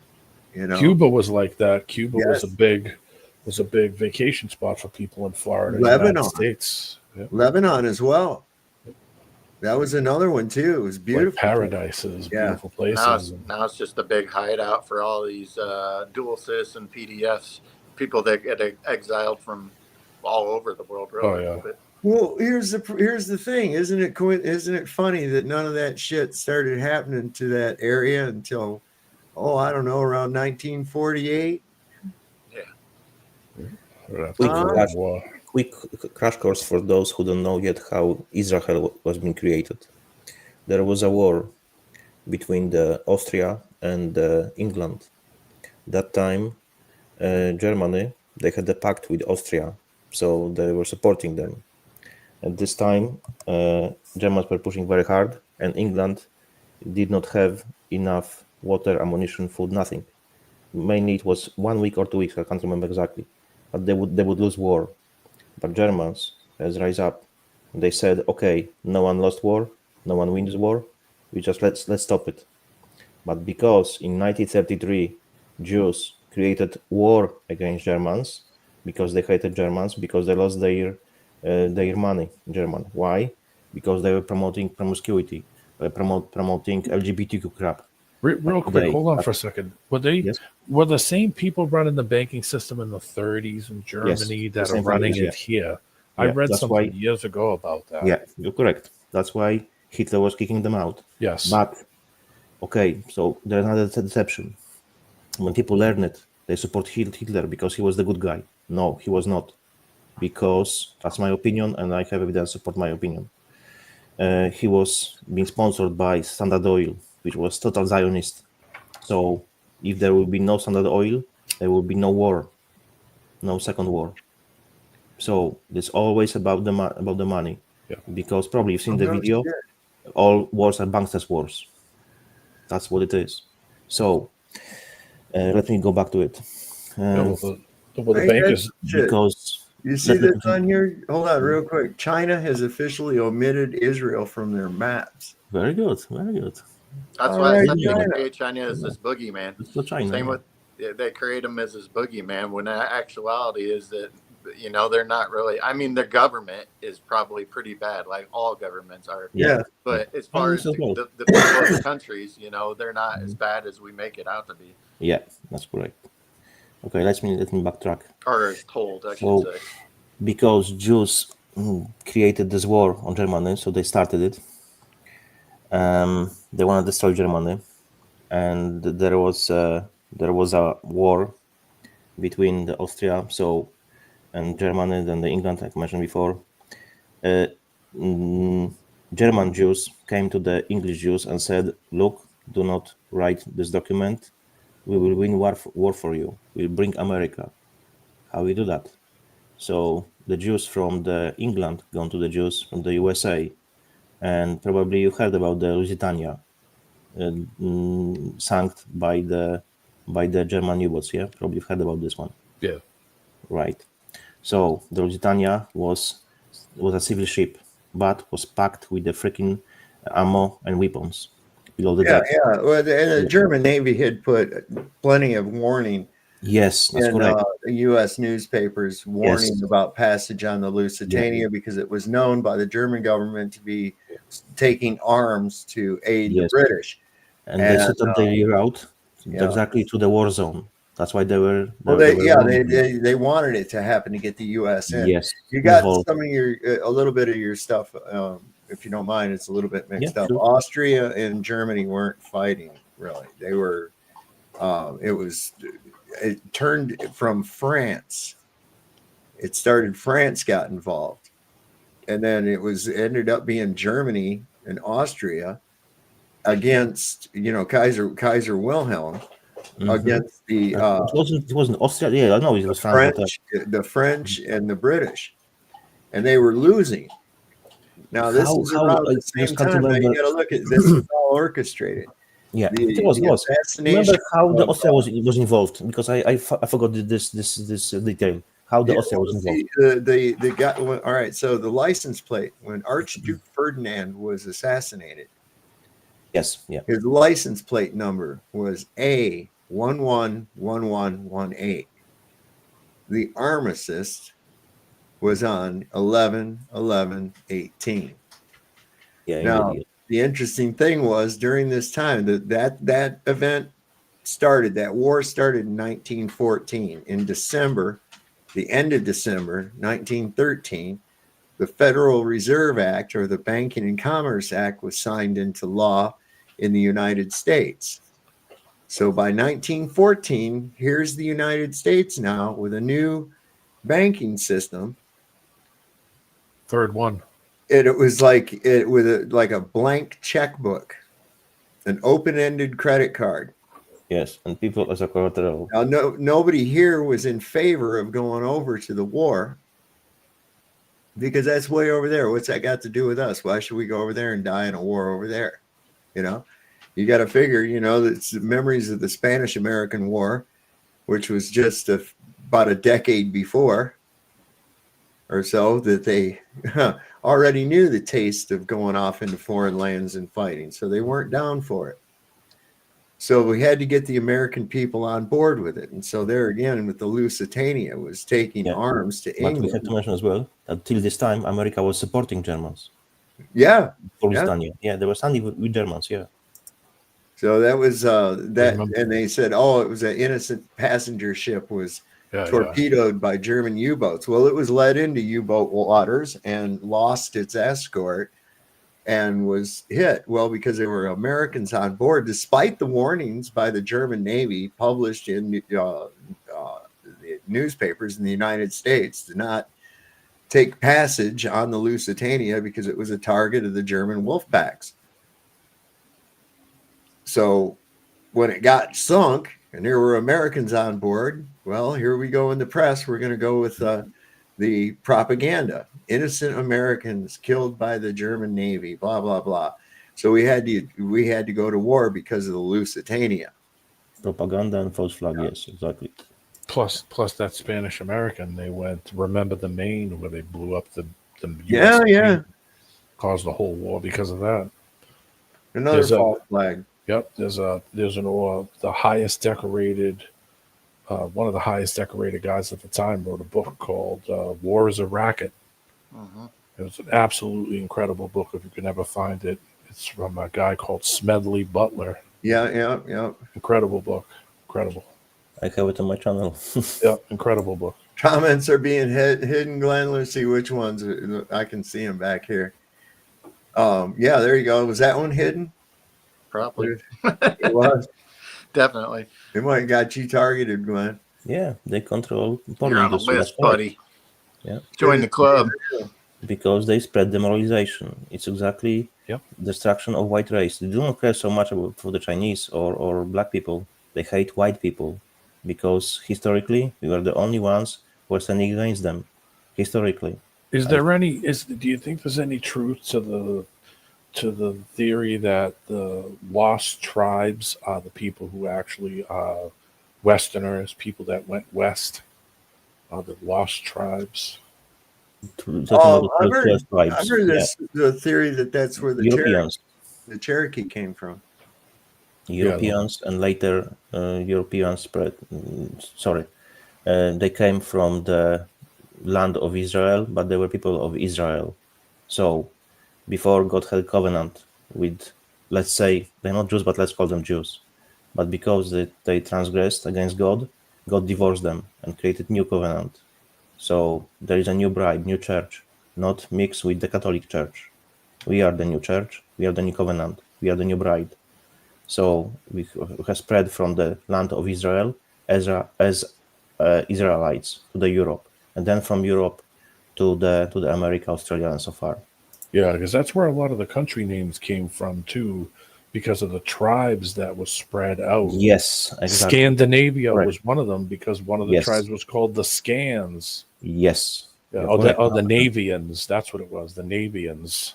Navians as well. Yes. Yeah, I did some reading on that. It's pretty interesting stuff. There was a theory a long time ago. I drop for you a link, to the 14 hours, cool. 14 hours, 17 minutes exactly. 100 proofs. Israelites were white. Yeah. So get into it. There was a theory about that where the lost tribes, the people that they say that they just disappeared, just the lost tribes were the people that actually left. And that's what populated these countries that we know now, including with the names, because of the tribes' names themselves, what the country names became. That's how the Wackahos got here. My name is Chief beat a bitch from the Well, didn't they go across the land bridge in the winter? That was it the Bering Strait? That's a story we're told. That they're like Mongolians. I put about as much faith into that as I do any other of their anthropological bullshit that they try to tell us. Because it's all based off this evolution crap. I don't know, man. I think people came here from all over the place. They found a tombstone out west of two guys that left from Wales, like in the 1100s, and they were never seen again. That was the story. They figured they were lost at sea, but they found the tombstone for them someplace in like Arizona, New Mexico, or some shit like that. Wrestling. Can you see the link on YouTube? I just drop it. Oh, thank you. So I don't know what to think. They say, oh, nobody came over here until after Columbus came, but there's evidence of the Vikings. Hello, Nova Scotia. Way before him, yeah. What the fuck do you think that is? Well, the big sailing countries were France and the Dutch. Yeah. And the Germans didn't come until way later. To come until later, but the Dutch and the French were the big traders. Yeah. The English. The Spanish ruled the seas for a long time. Chinese, but they had, and they were fighting each other. Yeah. Corporations fight another corporation. Yeah. That's where the Boers came from in southern Africa, is because they have Dutch lineage. Yeah. Well, New York was owned by the Dutch. And England as well. Sorry, not by the Germans, because Windsors are Germans. That's why they changed I can't remember surname. Well, there were so many. Listen, there were so many Germans here. Even when we became our own country, supposedly. Yes. It was only like one vote that it went from our national language being German, as opposed to English, because there were more Germans. In fact, the King George spoke German. He had to have somebody translate the Declaration of Independence to him. Well, where did the what do you call it come from? They speak Dutch, the Pennsylvania Dutch. Yeah, it's evident in their language. They still, even though it's in English, they put the preposition prior to the subject of the sentence. Yeah. They're like, up the stairs I'm going. The Masonites and Amish. Amish, the Amish and the We've got a lot of Mennonites here. Mennonites. That's it. Mennonites. Masonite's a door company. I'm sorry, I didn't say it right. I didn't say it. I was out there at one point and saw the guys running down the road with the freaking horse and buggies in Pennsylvania. Listen, man, they years got ago. they're over here in Dayton. We've got Mennonite grocery store, and Those are awesome. there's a They're all Mennonite natural toy store and stuff. shit. You go there and listen. I'll tell you what, some of the best cheeses, and they got this stuff. They make these different spreads for crackers and shit like that in there. It's just sausages, and that place it rocks, man. I get the old time candy in there. Like you used to be able to get when you was a kid, like those hard candies. Like they're kind of like a Werther's. Yeah. That place rocks, man. Derek, the ancient Israel, depends on what we are talking about. You're talking about the land of Israel, or we are talking Jacob? The nation. Yeah, Jacob changed name to Israel by God. Because Jacob. This is what gets a lot of people confused. The difference. Yes. They don't know the difference between a nation or a country. Yes. Okay. The Israel is not a matter of group of people. It's God's chosen people. It's Right. not about the land, because on the land they were living over there Canaanites at that time, Judean Canaanites, and the Judean Judahites, and people mix that always. They don't know who is who. That's why in the King James Bible, the King James mixed all of those tribes together and called them Jews, propagated them as Jews, who are not exactly. That's why there's confusion, because we don't understand the history, don't know the history, the roots. That's why we are potent to be lied to, unfortunately. Do you guys know what became of the guy that stabbed Jesus with the spear? I don't. And the water coming from? His name was Longinus? Yes, Longinus. Okay. This is kind of interesting, man. I just ran across this. Now I think we're going to have to call it out because it's getting late here.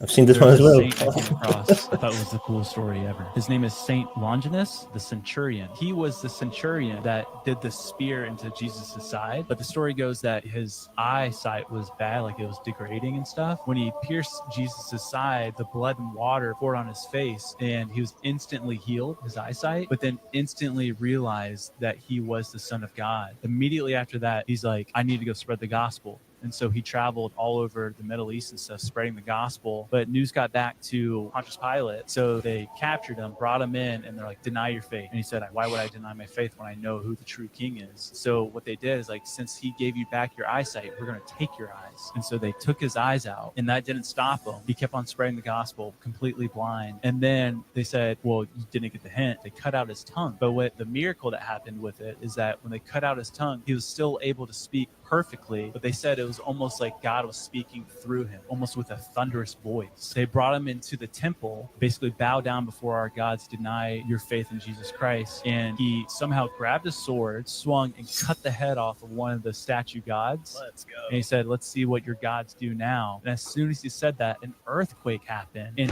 every single god in this temple fell down. Shook everyone. And then the governor decided, he's like, we're done with this. And they beheaded him. They're like, all right, that's enough. So Yeah. much aura. Yeah, for for real. real. Plus 1,000 aura.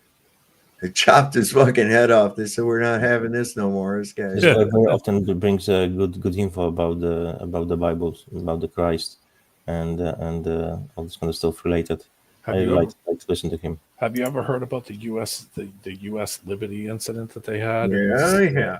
We are real familiar with the USS Liberty. Did you see the survivor from the USS Liberty that was on Candace Owens? She interviewed him. I watched a thing with, I think, one of the guys in there that was talking about how they were strafing the lifeboats and everything. Yeah. It was so blatant that it wasn't funny.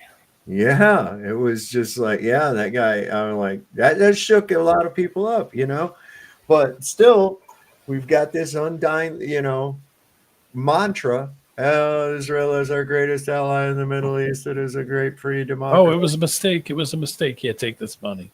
Yeah, exactly. Exactly. You just killed the story, It's a bullshit, Yeah, People it was always an wanna sell out. international. I tell you what. What's that tell you about people, Matt? It was a war crime. That's strafing lifeboats is one of the worst things you could ever do. Pontius Pilate was a Glover. Let me see here. I'm just looking to see if there's anything because I'm gonna have to shut her down, baby. It's getting late, man. I'm starting to get a little bit tired. About that No, time. don't tell me. It's 20 to 7 in the morning for me. Jeez. Oh Lord, yeah. I went to work today when we had to go and pick up some flooring, and then unload it all back into the house. That'll wear you out, man. Those long boxes. Jesus Christ, you got to take a certain amount of them in this room, certain amount of them in this room, get them all in there. Myself, though, see, I'm not running it. So, but if I was, I would have just put it all in one spot where I was not going to be laying any flooring. See, because you're going to end up having to move them again. You're going to end up having to move them again. That's all. Work smarter, not harder. Yeah, so whatever, man. Just I did road work. I did road work for almost 20 years, and road work's just anything, anything the state issues, paint lines, pull up concrete, dig holes, and we would do it at, in crazy weather. It didn't matter whether it was raining, snowing, didn't make a difference, man. I lived that life for a long time. My body thanked me when I stopped doing it. Yeah. God, it's like, please stop. But, when you're making a lot of money doing a job like that, you're just like, no, come on, let's go. Yeah, there's money to be made. But, oh, man, yeah, I'm feeling it now. The older I get, I still try to stay active. But, boy, that was a rough life. I worked on a fishing boat before that when I was a kid, straight out of school. That's rough work. Oh, yeah. Pulling lobster traps up by hand, 200 of them a day. Yeah, that'll work on your hands. Oh, yeah. And people say, "Oh, geez, what's wrong with you now? Oh, you look so young." Oh, yeah. Lived 3 lives. Yeah, I mean, I've done some. I don't mind it though. It's like we just felt good yesterday. We got done with a job. We had to put in a range hood for this woman, and the one she had, I don't know how they had this thing vented out because there's nowhere for it to come out. Okay, well, what they had in there was a microwave / range hood. Now, in the back of the wall, there was a vent from, I guess the microwave was an install later or something like that. Would they put a carbon pad in it or something? Well, the vent hole in the wall went in and went up, and there's no way it didn't come out the roof. Yeah. You didn't see it coming out the roof, and there's another floor upstairs. So it would have had to gone through 2 floors or out. So what we had to do is we had to come up through the cupboard that's above it, and nobody ever uses that one. It's the one that's way up high. So we had to come up through that. Luckily, got a 6-inch hole saw. I got everything. Anyway, drilled this 6-inch hole, and then we had to run this pipe up, and then put an elbow on it, and then put a hole through the side of the house. Outside, and it's that fucking hardy board siding. That shit is hard as hell, man. Anyway, it's almost like it's made out of like some kind of concrete composite or some shit. Yeah. I don't know. But finally got that cut through, and then had to feed it and make sure everything lined up right. And the problem is those pipes, you have to fold them together and they clip together. But the one end is tapered and the other end is just regular. So they're made to stack like that. Well, when you cut one off or you're using a section, you don't have the, where we made that bend, we didn't have enough, the taper to go into the elbow. So I was like, here, real quick, I got that. I took my cutoff tool and I made the thing so it was like 1-inch slots all the way around on the one end of it. 1-inch slot. Then you could just squeeze it in. Yeah. Got it to fit in. But the lady, it really felt good because the lady, when it was done, she was like, "Oh my God, thank you. That looks great. You guys are great." And I was like, it makes you feel good because you had to, sorry for punching a hole in the side of your house. That's how I feel. Well, that's the proper way to do it, though. I've seen them where they dump them into attics and all kinds of stuff, where they take the vent and just dump it out into the space above. Yeah. It just dumps it into the open because it's got vents that move the air, from the front to back. So it's like, okay, yeah, you can do that. But I've seen some ones exactly where they use a carbon pad. You take off a slider and it's got a big thick pad on it. Yeah, and yeah. all it does is just absorb anything vented out.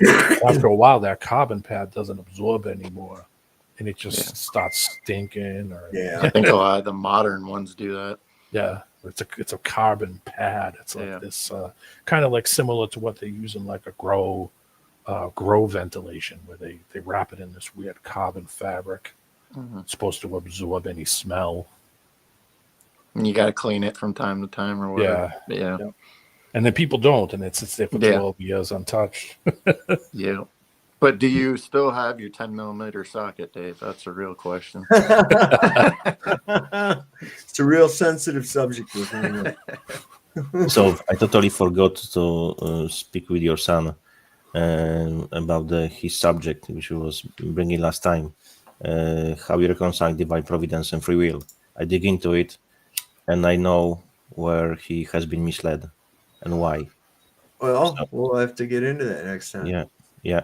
I just forgot to talk about this. No, totally forgot. That's probably good you didn't. He got mad at me. He was calling me an asshole and all that. Show up on his But you know what? You have to influence him somehow, because I know he loves to interrupt all the time. So I will need like a 10 minutes constant speech, Show up on his channel sometime. Maybe you can get up there and you guys can talk it out. Hopefully he allows me to speak, Or vice. Gosh. Yeah. Good Lord. I have his channel. Yeah, I have linked to his channel. Or vice versa, whatever. I don't know. Yeah. Hopefully he will allow me to speak, because he loves to interrupt and ask questions, and the delayed conversation is going all over the place later, No, if you stay on subject, we have to stay on subject. So I want to explain to him. And I know where the problem is. I figured it out. Cool. All right. Well, we'll get into that next time. It's like up 10 minutes past what I was going to shut down. So, I want to thank everybody for coming on. Everybody showed up in the audience. Thanks for letting me hang, guys. Hey, no, anytime, D-Man, anytime. So, as we like to let everybody know, don't forget, Lord loves a working man. Don't trust Whitey. See your doctor and get rid of him, because he'll probably kill you. And don't forget, if you heard the shot, it probably wasn't meant for you. We'll see you next time on Sovereign Soul Unchained Mind. Hey, how all you glow-tards doing? Just wanted to check in from how you were doing when you all learned about me, when you were just little wee little ones, and you were too stupid to question anything, and just wanted to check in to make sure you still believed in me. You still believe in me, right? You better still believe in me. Because if you don't, I'm gonna call you names. Like, you still live in your mama's basement, and you better not breed. That's okay. I know you still believe in me.